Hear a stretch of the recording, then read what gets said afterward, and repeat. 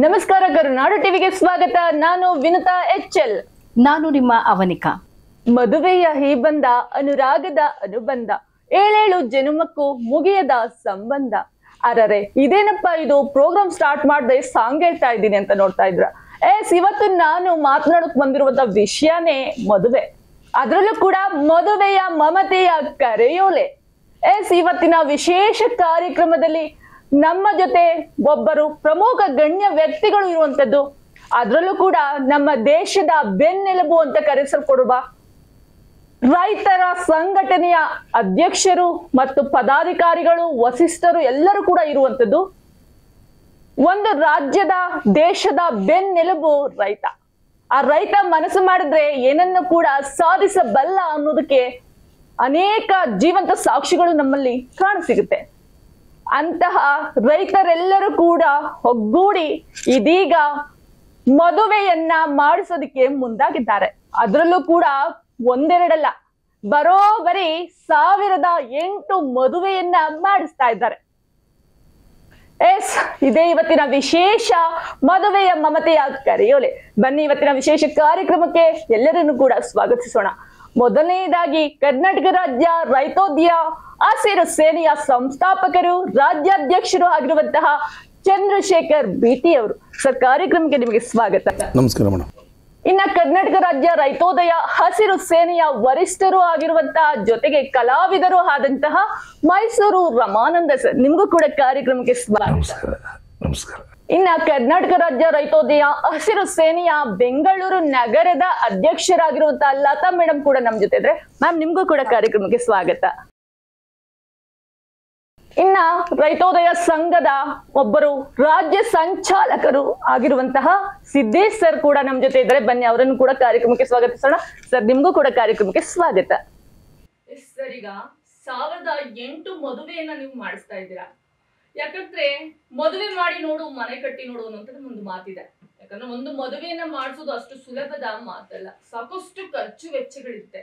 ನೀವು ಮಾಡ್ತಿರೋದ ಮದುವೆಗೆ ಒಟ್ಟು ಎಷ್ಟು ಖರ್ಚು ಬರ್ಬೋದು ಸರ್ ಒಂದು ಮದುವೆಗೆ? ಮೇಡಮ್, ಒಂದು ಮದುವೆಗೆ ಹತ್ತತ್ರ ಒಂದು 75-72 ವೆಚ್ಚದಲ್ಲಿ ಆಗುತ್ತೆ ಮೇಡಮ್. ಅಂದ್ರೆ ಒಂದು ಮದುವೆಗೆ ನೀವು 75,000 ಅಂತ ಅಂದ್ರೆ ಅಲ್ಲಿಗೆ 1008 ಮದುವೆ ಅಂತ ಅಂದ್ರೆ ಇಲ್ಲಿ 7,25,75,000 ಖರ್ಚು ಬರುತ್ತೆ. ಹೌದು ಮೇಡಮ್. ಹೇಗೆ ಸಾಧ್ಯ ಸರ್? ಎಲ್ಲಿಂದ ಹೊಂದಿಸುತ್ತೀರಾ ಈ ಒಂದು ಅಮೌಂಟ್ ಅನ್ನ? ಎಲ್ಲರೂ ಸಹಯೋಗಗಳಿದ್ದಾರಾ ಅಥವಾ ಹೇಗೆ? ಮೇಡಮ್, ನಮ್ಮ ಉದ್ದೇಶ ಮೇಡಮ್, ಸಹಾಯದ ಆದಿಯೊಳಗಡೆನೆ ಸಹಾಯ ಮಾಡೋರ ಜೊತೆಗೆ ಹೋಗಿ ಅವ್ರಿಗೆ ಮನವೊಲಿಸಿ. ಯಾಕಂದ್ರೆ ಕರ್ನಾಟಕದೊಳಗಡೆ, ಈ ದೇಶದೊಳಗಡೆ ನಿಜವಾಗ್ಲೂ ಕಷ್ಟಪಡ್ತಿರುವಂತ ರೈತನಿಗೆ ನಿಜವಾದ ಒಂದು ಸ್ಥಾನಮಾನ ಸಿಗ್ಬೇಕು ಮೇಡಮ್. ಯಾವುದೇ ಸರ್ಕಾರ ಬಂದ್ರು ಮಾತಲ್ಲಿ ಅಷ್ಟೇ ಅವರ ಒಂದು ಘನತೆಯನ್ನ ತಗೊಳ್ತಿದ್ದಾರೆ ಬಿಟ್ರೆ, ಅದ್ರ ನಿಜವಾಗ್ಲೂ ರೈತನಿಗೆ ಇವತ್ತು ಕೂಡ ಮನೆ ಇಲ್ಲ ಮೇಡಮ್. ರೈತರಿಗಂತಾನೆ ಇಲ್ಲ, ಇವತ್ತು ಕೂಡ ಎಷ್ಟೋ ಕಡುಬಡವರು ಸೈಕಲ್ ಇಲ್ದಿರೋರು ಇದ್ದಾರೆ, ಇವತ್ತು ಗುಡಿಸ್ದಲ್ಲಿದ್ದಾರೆ ಮೇಡಮ್. ಒಂದು ಮನೆಗೆ ಹೆಣ್ಣು ಕೊಡೋದು ಅಂದ್ರೆ ಹುಡುಗಾಟ ಅಲ್ಲ ಮೇಡಮ್. ಯಾಕಂದ್ರೆ 18 ವರ್ಷ ಹೆಣ್ಣನ್ನ ಸಾಕಿ ಸಲ್ವಿ ಯಾರಿಗೋ ಒಬ್ಬರ ಕೈಗೆ ಮದುವೆ ಮಾಡಿ ಕೊಡ್ಬೇಕಂದ್ರೆ ಅಷ್ಟಿಷ್ಟು ಇರಬೇಕು, ಅವ್ರು ಸೂರರು ಇರ್ಬೇಕು ಮೇಡಮ್ ಮನೆ. ಈಗ ಎಷ್ಟೋ ಕುಟುಂಬಗಳಿಗೆ ಮೇಡಮ್ ಇವತ್ತು ನಾವು 70-76 ಸಾವಿರ ಹಳ್ಳಿ ಇದೆ ಮೇಡಮ್ ಕರ್ನಾಟಕದೊಳಗಡೆ. ಎಲ್ಲರಿಗೂ ಕೊಡಕ್ ಆಗೋದಿಲ್ಲ. ಇವ್ರೆಲ್ಲಾ ಫ್ರೀ ಕೊಡ್ತಾರೆ ಮೇಡಮ್ ಸರ್ಕಾರ. ಯಾವ್ದೇ ಸರ್ಕಾರ ಬಂದ್ರು ಫ್ರೀ ಅಂತ ಯಾವ್ದೋ ಘೋಷಣೆ ಮಾಡ್ತಾರಲ್ಲ, ಅದು ಸಮಂಜಸ ಅನ್ಸಲ್ಲ ಮೇಡಮ್. ಇವ್ರು ಏನ್ ಮಾಡ್ತಾರೆ ಮೇಡಮ್, 5 ವರ್ಷ ಇರ್ತಾರೆ, ಹೋಗ್ಬಿಡ್ತಾರೆ ಮೇಡಮ್. ನಮ್ಮ ಉದ್ದೇಶ ಏನಂದ್ರೆ ನೋಡಿ, ಇವತ್ತು 72,000 75,000 ನಾವು ಕೂಡ ನಮ್ಮ ಹತ್ರ ಇರುವಂತ ಬಜೆಟ್ ಅಲ್ಲ ಮೇಡಮ್. ಅದು ಕೊಡುವಂತ ದಾನಿಗಳು ಇದಾರೆ ಮೇಡಮ್. ಕೊಡೋರು ರೈತರ ಮೇಲೆ ಕಾಳಜಿಗಳು ಇದಾರೆ ಮೇಡಮ್. ಕೊಡೋರು ಅವ್ರಿಂದರೆಲ್ಲ ಫಂಡ್ ಕಲೆಕ್ಟ್ ಮಾಡ್ಕೊಂಡು ಅದು ಸಾಮಾಜಿಕವಾಗಿ ಸಮಾಜ ಇವಾಗ ಏನು ಕರ್ನಾಟಕದೊಳಗಡೆ ವಿಶೇಷವಾಗಿ ಮೇಡಮ್ ರೈತರಿಗೆ ಒಂದು ಸ್ಥಾನಮಾನ ಸಿಗಲೇಬೇಕು ಅಂತೇಳಿ ನಮ್ಮ ಹೋರಾಟದ ಹಾದಿಯನ್ನ ಹಿಡಿದು ಸುಮಾರು ನಮ್ಮ ಟೀಮ್ ಒಳಗಡೆ 120 ಜನ ವರಿಷ್ಠರಿದ್ದಾರೆ ಮೇಡಮ್. ಎಲ್ಲಾ ಕಡೆ ಚರ್ಚೆ ಮಾಡಿ 31 ಜಿಲ್ಲೆ 224 ಕ್ಷೇತ್ರದಲ್ಲಿ ನಮ್ಮ ಸಂಘಟನೆ ಆಲ್ರೆಡಿ ಬಲವಾಗಿದೆ. ಎಲ್ಲಾ ಡೊನೇಷನ್ ಕೇಳೊಂದಿದೆ. ನಾವು ಕೂಡ ಈ 1008 ಮದುವೆ ಮಾಡೋಕ್ಕೋಸ್ಕರ ಹಗಲು ರಾತ್ರಿ ದುಡಿತೀವಿ ಮೇಡಮ್. ಖಂಡಿತವಾಗ್ಲೂ ರೈತ ಕುಟುಂಬಕ್ಕೆ ಒಳ್ಳೇದಾಗ್ಬೇಕು. ಮುಂದಿನ ದಿನಗಳಲ್ಲಿ ಸರ್ಕಾರನೇ 1008 ಮದುವೆಯನ್ನ ಕರೆದು ಆ ಮದುವೆ ಮಾಡುವಂತ ಬಡ ಕುಟುಂಬಗಳಿಗೆ, ಆ ಕುಟುಂಬಕ್ಕೆ ಒಂದು ಮನೆಯನ್ನ ಉಡುಗೊರೆಯಾಗಿ ಕೊಟ್ರೆ ಎಷ್ಟೋ ಮಹಿಳೆಯರಿಗೆ, ಎಲ್ಲ ಸರ್ಕಾರ ಹೇಳುತ್ತೆ ಮೇಡಮ್, ಮಹಿಳೆಯರಿಗೆ ಫ್ರೀ ಅಂತ ಹೇಳಿದಾಗ ಇಂಥ ಕಾರ್ಯಕ್ರಮಗಳು ಮಾಡಿದಾಗ ಎಷ್ಟೋ ಹೆಣ್ಣು ಮಕ್ಕಳಿಗೆ ತುಂಬಾ ಅನುಕೂಲ ಆಗುತ್ತೆ. ಅದಕ್ಕೋಸ್ಕರ ಮೇಡಮ್ ನಾನು ತುಂಬಾ ಸರ್ವೆ ಮಾಡಿದ್ದೀನಿ ಮೇಡಮ್, ನೋಡಿದೀನಿ. ಇವತ್ತು ಗುಲ್ಬರ್ಗ, ರಾಯಚೂರು, ಬೀದರ್, ಗದಗ, ಬೆಳಗಾವಿ, ಹುಬ್ಳಿ ಆ ಭಾಗಕ್ಕೆ ಹೋದ್ರೆ ಮೇಡಮ್ ನಿಜವಾಗ್ಲೂ ಆ ಪರಿಸ್ಥಿತಿಗಳು ಇವತ್ತು ನೋಡಕ್ಕಾಗಲ್ಲ ಮೇಡಮ್. ಯಾಕಂದ್ರೆ ಇವತ್ತು ಕೂಡ ಹೆಣ್ಮಕ್ಳು ಚೊಂಬನ್ ಹಿಡ್ಕೊಂಡು ಹೊರಗಡೆ ಹೋಗ್ತಾರೆ ಮೇಡಮ್. ಇವತ್ತು ಅಚ್ಚೇ ದಿನ್ ಅಂತ ಎಲ್ಲರೂ ಹೇಳ್ತಾರೆ ಮೇಡಮ್. ಇಲ್ಲ, ಕೇಂದ್ರ ಮತ್ತೆ ರಾಜ್ಯ ಸರ್ಕಾರ ಅವ್ರವ್ರ ವೈಯಕ್ತಿಕವಾಗಿ ತಗೊಂಡು ಅಲ್ಲಿರುವಂತ ರಾಜಕಾರಣಿಗಳು ಬೆಳೀತಿದ್ದಾರೆ ಮೇಡಮ್. ರೈತರಿಗೆ ಯಾವುದೇ ಲಾಭ ಇಲ್ಲ. ನಾವು ಹುಡುಕಿದೀವಿ ಮೇಡಮ್, ಮೂಲಗಳು ಹುಡುಕಿದೀವಿ, ಆ ಜಾಲತಾಣಗಳು ಹುಡುಕಿದೀವಿ, ಎಷ್ಟೋ ಹೆಣ್ಮಕ್ಳಿಗೆ ಅನ್ಯಾಯ ಆಗಿರೋದು ಹುಡುಕಿದೀವಿ. ಅದಕ್ಕೋಸ್ಕರ ಇದೊಂದು ವಿಶೇಷವಾಗಿ ತರಬೇಕು. ಮುಂದಿನ ದಿನಗಳಲ್ಲಿ ಎಷ್ಟೋ ಕಡು ಬಡವರಿಗೆ ಒಂದು ಮನೆಯನ್ನ ಕೊಡಬೇಕು ಅನ್ನೋ ಒಂದು ಭಾವನೆಯಲ್ಲಿ ಇದನ್ನ ಯೋಚನೆ ಮಾಡಿ ಇಟ್ಟಿದೀವಿ ಮೇಡಮ್. ನಿಜವಾಗ್ಲೂ ಅಂಗಲಾಚಿ ಬೇಕಾದ್ರೆ ಬೇಡಿ, ಭಿಕ್ಷೆ ಎತ್ತಿ ಬೇಕಾದ್ರೆ ಈ ಮದುವೆಯನ್ನ ಮಾಡ್ತೀವಿ ಮೇಡಮ್. 1008 ಅಲ್ಲ, 10,000 ಬಂದ್ರು ಕೂಡ ನಾವೇನು ಬೇಜಾರು ಮಾಡ್ಕೊಳ್ಳಲ್ಲ. ಕಡಿಮೆ ಆಗದಂಗೆ ಬರ್ಬೇಕಷ್ಟೇ ಮೇಡಮ್. ಓಕೆ, ನಾನಿವಾಗ ಒಂದು ಪ್ರಶ್ನೆ ಚಂದ್ರಶೇಖರ್ ಅವ್ರಿಗೆ. ಅದೇನಪ್ಪ ಅಂದ್ರೆ, ರೈತ ಸಂಘಟನೆ ಅಂತಂದ್ರೆ ಕಷ್ಟಪಟ್ಟು ಕೆಲಸ ಮಾಡಿ ಭತ್ತ ಆಗಿರ್ಬೋದು, ದಿನಸಿ ಆಗಿರ್ಬೋದು, ಎಲ್ಲ ರೈತ ಅಂತಂದ್ರೆ ಪ್ರತಿಯೊಂದು ಸೇರುತ್ತೆ. ಭೂಮಿಯಿಂದ ಬೆಳೆಯುವಂತ ಎಲ್ಲ ಪದಾರ್ಥಗಳು, ವಸ್ತುಗಳು ಎಲ್ಲವೂ ಕೂಡ ರೈತಕ್ಕೆ ಸಂಬಂಧಪಟ್ಟಿದ್ದು. ಆದ್ರೆ ಈ ಮಧ್ಯದಲ್ಲಿ ವಿವಾಹ ಅಂದ್ರೆ ಸಾಮೂಹಿಕ ವಿವಾಹನ ಸೇರ್ಪಡೆ ಮಾಡ್ಕೊಂಡಿದ್ದೀರಾ. ಇದು ಒಂದು ದೊಡ್ಡ ಮಹತ್ಕರವಾದ ಒಂದು ಕಾರ್ಯ ಸಾಧನೆ. ಇದರಲ್ಲಿ ಏನಾದ್ರು ಲೋಪೋದೇಶಗಳು ಏನಾದ್ರು ಬಂತು ಅಂತಂದ್ರೆ, ನೀವು ಮಾಡ್ತಿರ್ತಕ್ಕಂಥದ್ದು 1008 ಮದುವೆ ಅಂತ ಹೇಳ್ತಿದ್ದೀರಾ. ಆದ್ರೆ ಅಲ್ಲಿ ಗಂಡು ಹೆಣ್ಣು ಸೇರಿದಾಗ 2016 ಜನಗಳ ಭವಿಷ್ಯ ಇದೆ. ನಾವು ಒಂದು ಮದ್ವೆ ಮಾಡಿ ಅವ್ರನ್ನ ಸಂಪೂರ್ಣವಾಗಿ, ಯಾಕಂದ್ರೆ ಕೈ ತುತ್ತು ಮಾಡೋದು ನಮ್ಮ ಒಂದು ಕರ್ತವ್ಯ, ಬಾಯಿ ಒಳಗಡೆ ಇಟ್ಟಾಗ ತಿನ್ನೋದು ಅದು ಅವ್ರ ಕರ್ತವ್ಯ. ಹಾಗೆ ಒಂದು ಮದ್ವೆ ಮಾಡಿದ್ರೇನೆ ಸಾಕಷ್ಟು ವಿಚ್ಛೇದನಗಳು, ಈ ರೀತಿ ಅಡ್ಡಿ ಆತಂಕಗಳು ಎಲ್ಲ ನಡೀತಾ ಇರ್ತದೆ. ಯಾಕಂದ್ರೆ ಹೊಂದಾಣಿಕೆಯ ಕೊರತೆಯಿಂದಾಗಿ ಸಾಕಷ್ಟು ಕೇಸ್ ದಾಖಲೆಗಳು ಈಗಾಗಲೇ ಕಾನೂನಲ್ಲಿ ಬರ್ತಾ ಇದೆ ನ್ಯಾಯಾಲಯದಲ್ಲಿ. ಹೀಗಿರುವಾಗ ಇಷ್ಟು ಜನಗಳ ಭವಿಷ್ಯವನ್ನ ರೂಪಿಸಕ್ಕಂತಿರೋದು ಇದು ಸಾಮಾನ್ಯವಾದಂತ ಕೆಲಸ ಅಲ್ಲ. ಇದು ಒಬ್ರು ಮಾಡುವಂತ ಕಾಯಕನೂ ಅಲ್ಲ.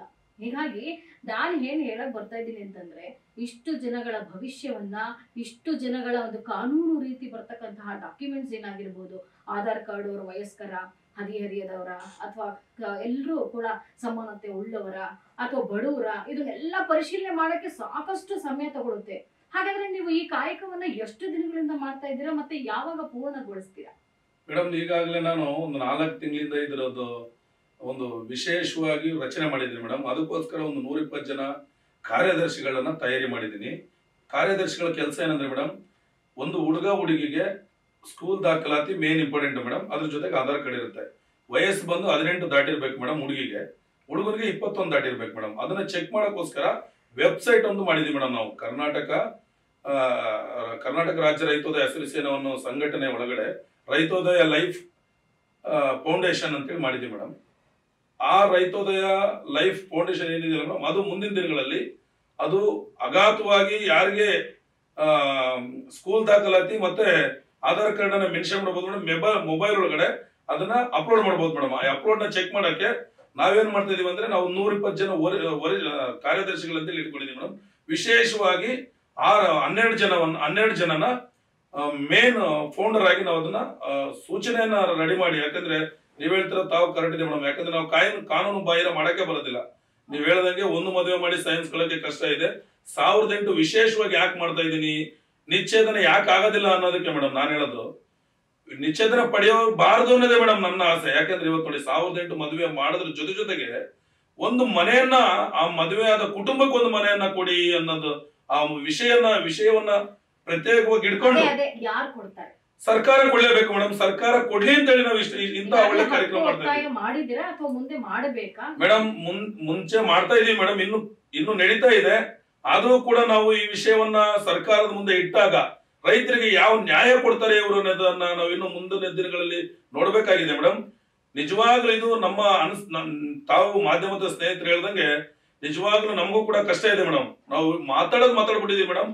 ಆದ್ರೆ ಹಗಲು ರಾತ್ರಿ ಗುಲ್ಬರ್ಗ ಎಲ್ಲಿದೆ, ಕಲಬುರಗಿ ಎಲ್ಲಿದೆ, ರಾಯಚೂರು ಎಲ್ಲಿದೆ, ಬೆಳಗಾವಿ ಎಲ್ಲಿದೆ, ಮಡಿಕೇರಿ ಎಲ್ಲಿದೆ, ಇದು ಮಂಗಳೂರು ಎಲ್ಲಿದೆ, ಕೋಲಾರ ಎಲ್ಲಿದೆ, ಎಲ್ಲಾ ಜಿಲ್ಲೆ ಪ್ರತಿಯೊಬ್ಬರು ನಮ್ಮ ಸಂಘಟನೆ ಇರುವಂತ ಎಲ್ಲಾ ಕಾರ್ಯಕರ್ತರು ಕೆಲಸ ಮಾಡ್ತಾ ಇದೀವಿ ಮೇಡಮ್. ಆಮೇಲೆ ಈಗ ಆಲ್ರೆಡಿ ನಾವು ಹತ್ತತ್ರ 400 ಸರ್ಟಿಫಿಕೇಟ್ ಗಳನ್ನ ತಗೊಂಡಿದ್ದಾರೆ. ಎಲ್ಲಾ ಜಿಲ್ಲೆ ಒಳಗಡೆ ಏನಂತ ತಗೊಂಡಿದ್ದಾರೆ, ಆಧಾರ್ ಕಾರ್ಡ್, ಸ್ಕೂಲ್ ಸರ್ಟಿಫಿಕೇಟ್ ಗಳನ್ನ ತಗೊಂಡಿದ್ದಾರೆ. ಆಯಾ ಜಿಲ್ಲೆಯಲ್ಲಿ 20, 30, 40 ತಗೊಂಡು ಪೆಂಡಿಂಗ್ ಇಟ್ಟಿದ್ದಾರೆ ಮೇಡಮ್. ಯಾಕಂದ್ರೆ ಇದನ್ನ ಕ್ಲೀನ್ ಆಗಿ ರೂಪಿಸ್ಕೊಂಡು ಅದನ್ನ ಬೆಳಕಿಗೆ ತರಬೇಕು ಅನ್ನೋದು ನಮ್ಮ ವಾದ ಮೇಡಮ್. ತಾವ್ ಹೇಳ್ದಂಗೆ ದುಡ್ಡು ಖರ್ಚು ಜಾಸ್ತಿ ಆಗುತ್ತಂದ್ರಲ್ಲ ಅದನ್ನು ಸ್ವಲ್ಪ ನೋಡ್ಕೋಬೇಕಲ್ಲ ಮೇಡಮ್. ದಾನಿಗಳು ಮುಂದೆ ಬಂದು ಇಂಥ ರೈತ ಕುಟುಂಬಕ್ಕೆ ಇಂಥ ಒಂದು ಚಿಂತನೆಗೆ ಎಲ್ಲೆಲ್ಲೋ ವೆಚ್ಚ ಮಾಡೋ ಬದಲು ಇಂಥ ಚಿಂತನೆಗೆ ಕೈ ಜೋಡಿಸಿದ್ದೆ ಆದ್ರೆ ಇದು ನಮ್ಮ ಮಕ್ಕಳ ಮದುವೆ, ನಮ್ಮ ಕರ್ನಾಟಕದ ಮಕ್ಕಳ ಮದುವೆ. ರಾಜಕಾರಣಿಗಳಾಗಿರ್ಬೋದು, ಉದ್ಯಮಿಗಳಾಗಿರ್ಬೋದು, ರಿಯಲ್ ಎಸ್ಟೇಟ್ ಅವರಾಗಿರ್ಬೋದು, ರೈತ ದೊಡ್ಡ ದೊಡ್ಡ ರೈತರಾಗಿರ್ಬೋದು, ಇಂಥ ಕಾರ್ಯಕ್ರಮಕ್ಕೆ ತಾವೇ ಮುಂದೆ ಬಂದು ಒಂದು ತಾಳಿ ಕೊಡಿಸುವಂತದ್ದು ಅಥವಾ ಒಂದು ಬಟ್ಟೆ ಕೊಡಿಸುವಂತದ್ದು, ಒಂದು ತುತ್ತು ಊಟ ಕೊಡಿಸುವಂತದ್ದು ಮಾಡಿದ್ರೆ ಎಷ್ಟೋ ಆ ರೈತನಿಗೆ ಒಂದು ಸಹಾಯ ಆಗುತ್ತೆ ಅಂತ ಹೇಳಿ ಈ ಮೂಲಕ ನಾನು ಹೇಳಕ್ ಇಷ್ಟಪಡ್ತೀನಿ ಮೇಡಮ್. ಖಂಡಿತವಾಗ್ಲೂ ಒಳ್ಳೇದಾಗ್ಲಿ. ಆದ್ರೆ ನನ್ನ ಕೊನೆ ಮಾತು ಏನಪ್ಪಾ ಅಂದ್ರೆ, ಎಲ್ಲವನ್ನೂ ಕೊಡ್ತಾರೆ ಜನ. ತಾಳಿ ಕೊಟ್ಟರೆ ನನಗೊಂದು ಪುಣ್ಯ ಸಿಗುತ್ತೆ, ಅಥವಾ ಒಂದು ಹೂವು ಕೊಡಿಸಿದ್ರೆ ನನಗೊಂದು ಭಾಗ್ಯ ಸಿಗುತ್ತೆ, ಅಥವಾ ನಾವು ಮಾಡಿರೋ ಪಾಪ ಅಥವಾ ಬೇನಾಮಿ ಅಮೌಂಟ್ ಬರ್ತಾ ಇರ್ತದೆ, ಇಂಥದನ್ನ ಪಾಪ ಪರಿಹಾರ ಮಾಡ್ಕೊಳ್ಳೋಕೆ ಇಂಥ ಒಂದು ವಿಚಾರಗಳಲ್ಲಿ ಸಹಾಯ ಮಾಡ್ತಾರೆ. ಆದ್ರೆ ಮನೆ ಕೊಡ್ತೀನಿ ಅಂತ ಒಂದು ಬಹು ದೊಡ್ಡ ಒಂದು ಪದಗಳನ್ನು ಬಳಸ್ತಾ ಇರೋದ್ರಿಂದ ಈಗಾಗ್ಲೇ ಸರ್ಕಾರ ಕೊಟ್ಟಿರೋ ಮನೆಗಳಿಗೆ ಹಕ್ಕು ಪತ್ರ ಕೊಡಕ್ ಆಗ್ತಾ ಇಲ್ಲ, ಹಕ್ಕು ಪತ್ರಗಳನ್ನ ಜಾರಿ ಮಾಡಕ್ ಆಗ್ತಾ ಇಲ್ಲ. ಈಗ ಮದುವೆಯವರಿಗೆಲ್ಲ ಹೇಗೆ ಇವರು ನವವಿವಾಹರಿಗೆ ಕೊಡ್ತಾರೆ ಅನ್ನೋದೇ ನನ್ನ ಒಂದು ಕ್ವಶನ್ ಅಷ್ಟೇ. ಆದ್ರೆ ಆಶ್ವಾಸನೆ ಕೊಡೋಕ್ಕೂ ಮುಂಚೆ, ಅಂದ್ರೆ ಸರ್ಕಾರ ಕೊಡುತ್ತೆ ಅನ್ನೋ ಒತ್ತಾಯ ನಾವು ಮಾಡ್ತಾ ಇದ್ದೇವೆ. ಕೊಡ್ತಾರ ಬಿಡ್ತಾರ ನಮಗೆ ಗೊತ್ತಿಲ್ಲ. ಆದ್ರೆ ಮದುವೆನೂ ಮಾಡಿ ಮನೇನೂ ಕೊಟ್ಟು ಕೆಲಸನೂ ಕೊಟ್ಟು ಕೆಲಸ ಮಾಡೋದಿದೆಯಲ್ಲ, ಅದು ಅಸಾಧ್ಯವಾದ ಮಾತು ಅಂತ ನನ್ನ ಅನಿಸಿಕೆ. ಇಲ್ಲ ಮೇಡಮ್, ನಾನು ಹೇಳ್ತಿರೋದು ಈ ಸಲ 1008 ಮದುವೆ ನಾವು ಮಾಡ್ತೀವಿ, ಅದು ತಾವ್ ಹೇಳಿದ್ ಕರೆಕ್ಟ್ ಆಗಿದೆ. ನಾವು ಈ ಸಲ ನಾವು ಕೊಡ್ತೀವಿ ಅಂತ ಹೇಳ್ತಿಲ್ಲ ಮೇಡಮ್. ಅದನ್ನ ನಮ್ಮ ಒಂದು ಗುರಿ, ಅದು ನಮ್ಮ ಕರ್ನಾಟಕ ರಾಜ್ಯ ರೈತೋದಯ ಅನ್ನೋ ಒಂದು ಸಂಘಟನೆಯ ಒಂದು ಛಲ ಮೇಡಮ್ ಅದು. ಯಾಕಂದ್ರೆ ನಾವು ಈ ದೇಶಕ್ಕೆ ಏನಾದ್ರು ಕೊಡುಗೆ ಕೊಡ್ಬೇಕು ಮೇಡಮ್. ಇಲ್ಲಿ ನನ್ನ ಸಂಘಟನೆ ಉದ್ದೇಶ ಒಂದೇ ಮೇಡಮ್, ಕರ್ನಾಟಕದ ಒಳಗಡೆ ಎಷ್ಟೋ ಬಡ ಕುಟುಂಬಗಳಿದೆ ಮೇಡಮ್, ಯಾರು ಕೂಡ ಮುಂದಿಂತು ಮಾಡಕ್ ಸಾಧ್ಯವಿಲ್ಲ. ಹೌದು ಮೇಡಮ್, ನಾನು ಕಟ್ಟೋ ಟ್ಯಾಕ್ಸ್ ನನಗೆ ಕಲ್ಪಿಸಿ ಈಗೇನು ಬಸ್ ಫ್ರೀ ಅನ್ನ ಅಥವಾ 2000 ಕೊಡ್ತಾ ಇದಾರಲ್ಲ ಮೇಡಮ್, ಇವ್ರು ರೈತರಿಗೋಸ್ಕರ ಅಲ್ಲ, ರೈತರಿಗೋಸ್ಕರ, ರೈತ ಕುಟುಂಬಕ್ಕೋಸ್ಕರ, ಹೆಣ್ಮಕ್ಳಿಗೋಸ್ಕರ ಕೊಡ್ತಾ ಇರೋದು ನಿಜ, ತಮಗೆ ಗೊತ್ತಿರಂಗೆ. ಅದೇ ತರ ನೀವೇನ್ ರೈತ ಕುಟುಂಬಕ್ಕೆ ಬಸ್ ಅಥವಾ ಈ 2000 ರೂಪಾಯಿ ಕೊಡ್ತಾ ಇದೀರಲ್ಲ, ನೀವೇನ್ ಮಾಡ್ತಾ ಇದೀರಿ, ಮಹಿಳೆಯರಿಗೆ ಅಂತ ಕೊಟ್ಟಿದ್ದೀರಿ. ಈಗಲೂ ಕೂಡ ನಾವು ಮುಂದೆ ಇಟ್ಟಿರೋದು ಕೂಡ 1008 ಮದುವೆ ಮುಂದಿನ ದಿನಗಳಲ್ಲಿ ಲೀವ್ ಮಾಡಿ ಈ ಸಲ ನಾವು ಮಾಡ್ತೀವಿ. ವಿಶೇಷವಾಗಿ ನಾವು ಯಾಕೆ ಮಾಡ್ತಾ ಇದೀವಿ ಅಂದ್ರೆ, ಈ ವಿಷಯವನ್ನ ರೈತ ಸಂಘಟನೆಯವರು ಎತ್ತಿದ್ರೆ ಮುಂದಿನ ದಿನಗಳಲ್ಲಿ ಯಾವ್ದಾದ್ರು ಒಂದು ಸರ್ಕಾರ ಇದ್ರ ಬಗ್ಗೆ ಗಮನ ಹರಿಸಬಹುದು. ಮುಂದಿನ ದಿನಗಳಲ್ಲಿ ಅಂತ ವಿಷಯಗಳನ್ನ ಸರ್ಕಾರ 1008 ಮಾಡುತ್ತೋ 2008 ಮಾಡುತ್ತೋ ಅಂತ ಮದುವೆಗಳನ್ನ ಮಾಡಿ ಆ ಮನೆಗೆ ಒಂದು ಮದುವೆ ಮಾಡುವ ಸಂದರ್ಭದಲ್ಲಿ ಆನ್ಲೈನ್ ಅರ್ಜಿಯನ್ನ ಕರೆದು ಬಡ ಕುಟುಂಬ ಏನು ಇಲ್ದಿರುವಂತ ಬಡ ಕುಟುಂಬದವ್ರನ್ನ ನೋಡಿ ಅವರಿಗೆ ಮನೆಯನ್ನ ಕೊಟ್ಟು ಆ ಮನೆ ಕೊಡುವಂತ ಸಂದರ್ಭದಲ್ಲಿ ಅವರು ವಿವಾಹ ಮಾಡಿ ಆ ಕುಟುಂಬಕ್ಕೆ ಒಂದು ನೆರವಾಗಬೇಕಾಗಿದೆ ಮೇಡಮ್. ಈಗ ಈ ಸಲ ನಾವು ಕೊಡ್ತೀವಿ ಅಂತ ಹೇಳ್ತಿಲ್ಲ, ಆದ್ರೆ ವಿಶೇಷವಾಗಿ ನಾವು ತಗೊಂಡಿರುವಂತ ಒಂದು ನಿರ್ಧಾರ ಮೇಡಮ್ ಇದು. ಸರ್, ನೀವೇ ಹೇಳಿದ್ರಿ ಇದು ನೀವು ಮನೆಗೆ ಕೊಡ್ತಾ ಇಲ್ಲ ಅಂತ, ಬಟ್ ನಿಮ್ಮ ಈ ಒಂದು ಕರೆಯೋಲೆಯಲ್ಲಿ ಹಾಕಿಸ್ಕೊಂಡಿದ್ರ ಮದುವೆಯ ಉಡುಗೊರೆಯಾಗಿ ಇದನ್ನ ನೀಡೋಕೆ ಒತ್ತಾಯ ಮಾಡ್ತಾ ಇದ್ರ ಅಂತ. ಈಗ ನನ್ನ ಒಂದು ಪ್ರಶ್ನೆ ಏನಂದ್ರೆ, ಸಾಕಷ್ಟು ಆವಾಸ್ ಯೋಜನೆಗಳಿದೆ ನಮ್ಮ ಕರ್ನಾಟಕದಲ್ಲಿ ಮತ್ತೆ ಕೇಂದ್ರದಿಂದ, ನೀವಿಲ್ಲಿ ಹಾಕಿಲ್ಲ ಅಂದ್ರೂ ಕೂಡ ಅದನ್ನ ಅವರು ಫಲಾನುಭವಿಗಳಾಗಿ ಮಾಡ್ಕೊಳ್ಬಹುದು. ಇದ್ರಲ್ಲಿ ನಿಮ್ಮದೇನ್ ಬಂತು? ನೋಡಿ ಮೇಡಮ್, ತಾವ್ ಹೇಳಿದ್ರಿ ಕರೆಕ್ಟ್ ಮೇಡಮ್. ಇವತ್ತು ಮಗು ಅಳದಲೆ ತಾಯಿ ಹಾಲು ಕುಡ್ಸಲ್ಲ ಮೇಡಮ್, ಕಾಲು ಇಡುವುದಲ್ಲೇ ಕಾಲಿಗೆ ಬೆಣ್ಣೆ ಕಟ್ಟಲ್ಲ ಮೇಡಮ್, ಮಳೆ ಬರದಲ್ಲೇ ಬೆಳೆ ಹಾಕೋದ್ ಕಷ್ಟ ಇದೆ ನೋಡಿ ಮೇಡಮ್. ಆವಾಸ್ ಯೋಜನೆ ಇದೆ, ಆಶ್ರಯ ಯೋಜನೆ ಇದೆ, ಇಂದಿರಾ ಗಾಂಧಿ ಅವರು ಉಳುವನೆ ಭೂಮಿ ಹೊಡಿ ಅಂತ ತಂದ್ರು 1972ರಲ್ಲಿ. ಇವತ್ತುವರೆಗೂ ಏನು ಬೆಳಕಿಗೆ ಬರ್ಲಿಲ್ಲ. ಹೋರಾಟದ ಮುಖಾಂತರ ತಗೊಳ್ತಾನೆ ಇದೀವಿ. ನಮ್ಮ ಉದ್ದೇಶ ಹೌದು ಮೇಡಮ್, ನೀವ್ ಹೇಳ್ತಿದ್ರಲ್ಲ, ಇವ್ಯಾವುದು ಬೆಳಕಿಗೆ ಬರ್ತಾನೆ ಇಲ್ಲ ಮೇಡಮ್. ನೋಡಿ, ಈಗ ಯಾವುದೇ ಸರ್ಕಾರ ಬಂದ್ಲಿ 5 ವರ್ಷಕ್ಕೆ 10,000 ಮನೆ ಕೊಡಕ್ಕಾಗಲ್ಲ. ಆದ್ರೆ ನಮ್ಮ ಹೋರಾಟ ಮೇಡಮ್, ಇದು ನೀವ್ ಹೇಳಿದ್ದಕ್ಕೆ ನಾನು ಉತ್ತರ ಮೇಡಮ್ ಏನಂದ್ರೆ, ನೋಡಿ ಮೇಡಮ್, ಇವ್ರು ಮಾಡುತ್ತಾ ಇಲ್ಲ, ಇದು ಮಾಡಬೇಕಾಗಿದೆ ಮೇಡಮ್ ಅವ್ರು. ಯಾಕಂದ್ರೆ ಇವ್ರು ನಿಂಗೆ ಬಿಟ್ರೆ ಇವ್ರು ಬರೋಲ್ಲ MHR ಸರ್ಕಾರಗಳು ಮೇಡಮ್.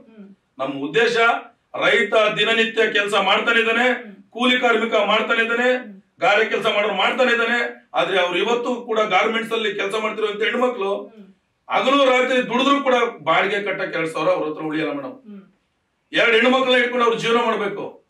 ಒಂದ್ ಹೆಣ್ಮಗಳು ಮಿಸ್ ಆಗಿ ಎಲ್ಲ ಯಾರ ಜೊತೆ ಹೋದ್ರಿಂದ ಹೆಣ್ಮಕ್ಳ ಮೇಲೆ ಕೆಟ್ಟ ಪದ ಹೊರಿಸ್ತಾರೆ.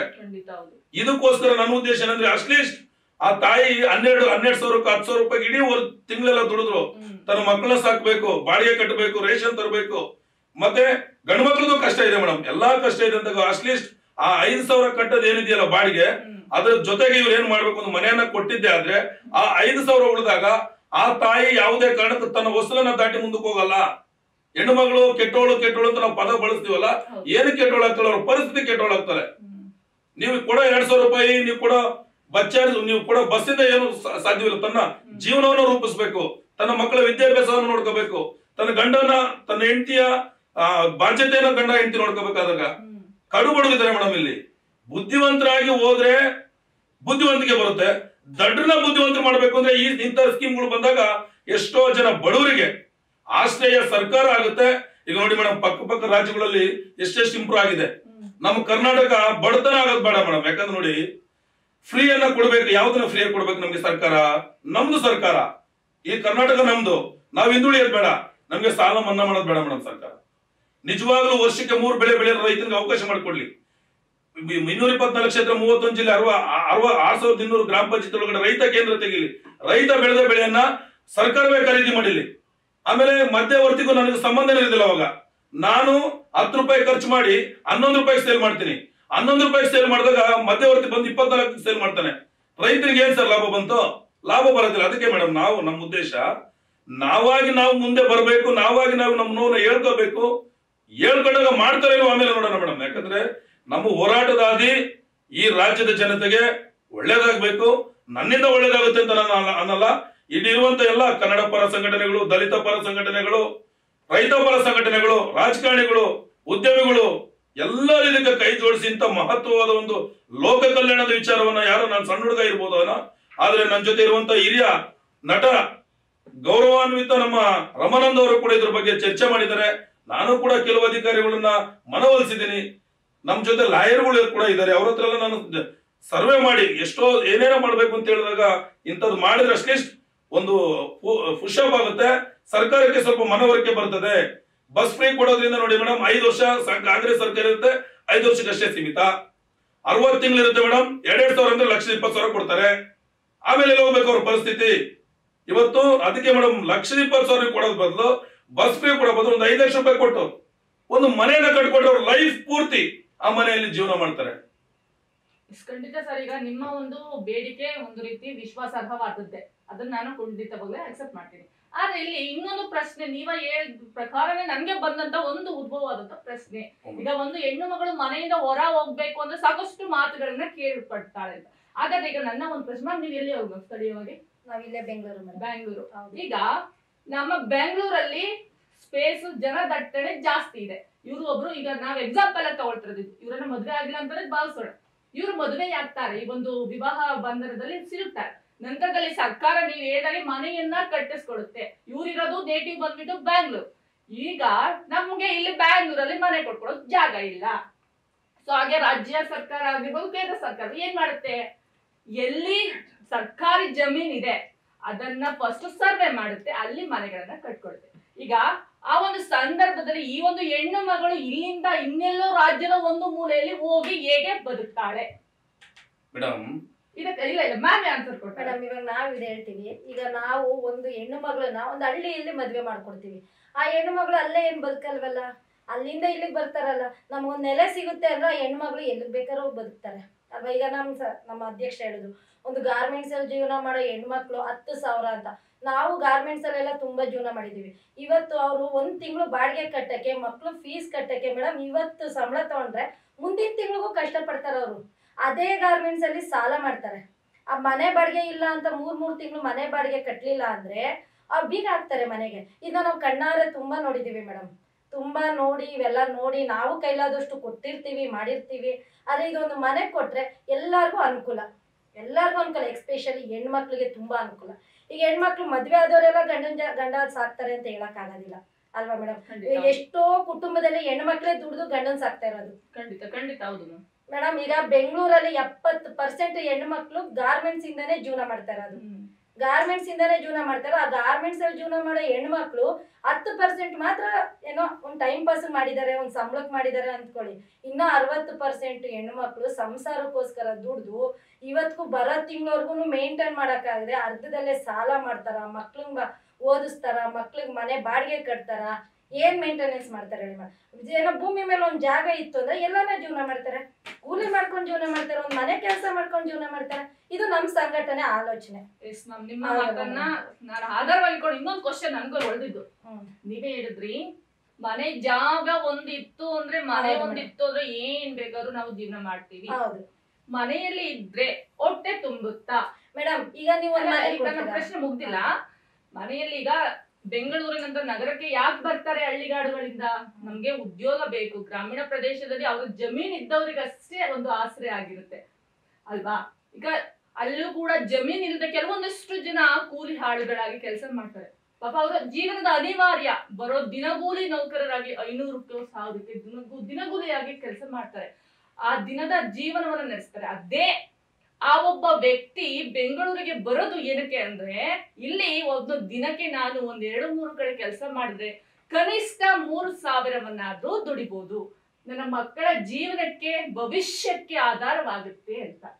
ಸೊ ಈಗ ನೀವೇ ಹೇಳಿದಾಗ ಎಲ್ಲೋ ಒಂದ್ ಕಡೆ ಕೊಟ್ರು ನಾನು ಹೋಗಿ ಬಲ್ಲೆ ಜ್ಯೂಸ್ ಬಲ್ಲೆ ಅಂತ ಅನ್ನೋದಾದ್ರೆ, ಮನೆಯನ್ನ ಒಂದೇ ಇಟ್ಕೊಂಡು ನಾವು ನೋಡ್ಕೊಂಡು ಹೋಗಕ್ಕಾಗಲ್ಲ. ಎಲ್ಲ ಮೂಲ ಸೌಲಭ್ಯಗಳು ಬೇಕಲ್ವಮ್ಮ?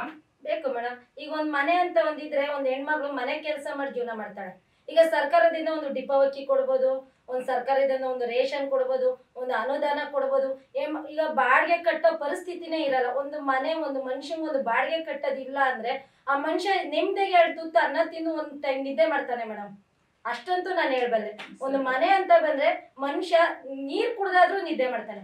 ಎಷ್ಟೋ ಕುಟುಂಬ ಬಾಡಿಗೆ ಕಟ್ಟಕ್ಕಾಗದೆ ಇವತ್ತು ಬೀದಿಯಲ್ಲಿ ಗುಡಿಸ್ದಲ್ಲಿ ಏತಕ್ ಮೇಡಮ್ ಗುಡಿಸ್ಲಾಕೊಂತಾರೆ?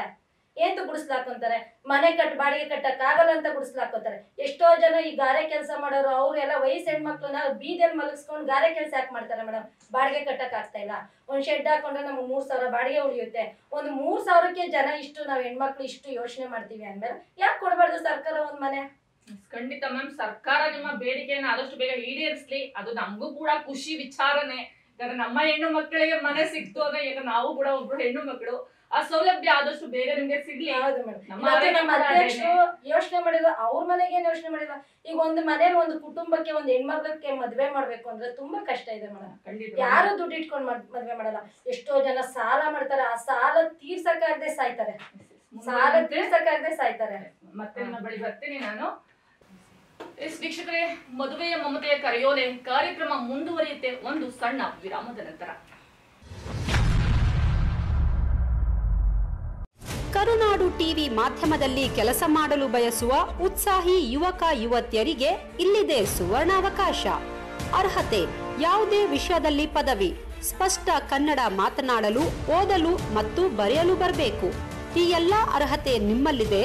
ಹಾಗಿದ್ರೆ ಈ ಕೆಳಕಂಡ ಹುದ್ದೆಗಳಿಗೆ ಅರ್ಜಿ ಸಲ್ಲಿಸಿ. ನೇರ ಸಂದರ್ಶನದಲ್ಲಿ ಪಾಲ್ಗೊಳ್ಳಿ. ತಾಲೂಕು ಮತ್ತು ಜಿಲ್ಲಾ ವರದಿಗಾರರು, ಕಾರ್ಯಕ್ರಮ ನಿರ್ಮಾಪಕರು, ಕಾರ್ಯಕ್ರಮ ನಿರೂಪಕರು, ಜಾಹೀರಾತು ಪ್ರತಿನಿಧಿ, ಗ್ರಾಫಿಕ್ಸ್ ಡಿಸೈನರ್. ಹೆಚ್ಚಿನ ಮಾಹಿತಿಗಾಗಿ ಸಂಪರ್ಕಿಸಿ 9844478481.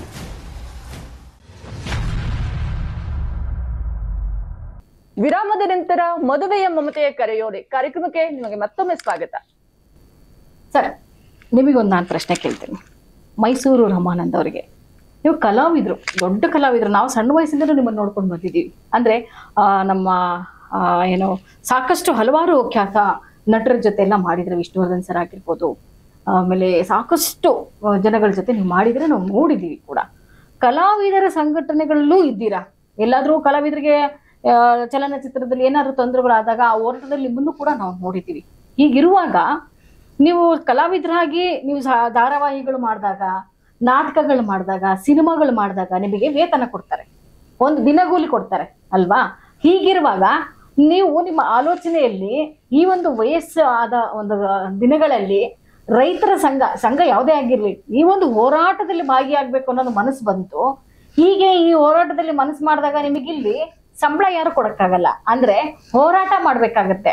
ಅಂದ್ರೆ ಅಲ್ಲೋದ್ರೆ ನಾವು ಕೂಡ ಸಿನಿಮಾ ಮಾಡಿದೀವಿ, ಇಲ್ಲ ಅಂತಲ್ಲ, ನಮಗಲ್ಲಿ ಅನುದಾನಗಳು ತೃಪ್ತಿಕರವಾಗಿ ಸಿಕ್ಕಿದೆ. ಆದ್ರೆ ಹೋರಾಟಗಳಲ್ಲಿ ಸಿಗಲ್ವಲ್ಲ. ಈ ಆಲೋಚನೆ ನಿಮಗೆ ಹೇಗ್ ಬಂತು ಅಂತ? ನಾನು ಚಿಕ್ಕ ವಯಸ್ಸಿನಲ್ಲೂ ನಾಟಕಗಳನ್ನ ನೋಡ್ಕೊಂಡು ಬೆಳೆದವನು. ನಾಟಕ ಅಂದ್ರೇನು, ಪ್ರತಿಭಟನೆ. ನಾವು ನಾಟಕಕ್ಕೆ ಆಯ್ಕೆ ಮಾಡ್ಕೊಳ್ತಿದ್ದಂತ ವಿಚಾರಗಳೇನು, ವರದಕ್ಷಿಣೆ ಬೆವಿರೋಗಿ, ಡ್ರಗ್ಸ್ ನಮಗ್ ಬೇಕಾಗಿಲ್ಲ, ಡ್ರಗ್ಸ್ ಅಡಿಕ್ಟ್ ಆಗಬಾರ್ದು ವಿದ್ಯಾರ್ಥಿಗಳು, ವರದಕ್ಷಿಣೆ ತಗೋಬಾರ್ದು, ಆಮೇಲೆ ಈ ಕುಡಿತದಿಂದ ದೂರ ಇರಬೇಕು.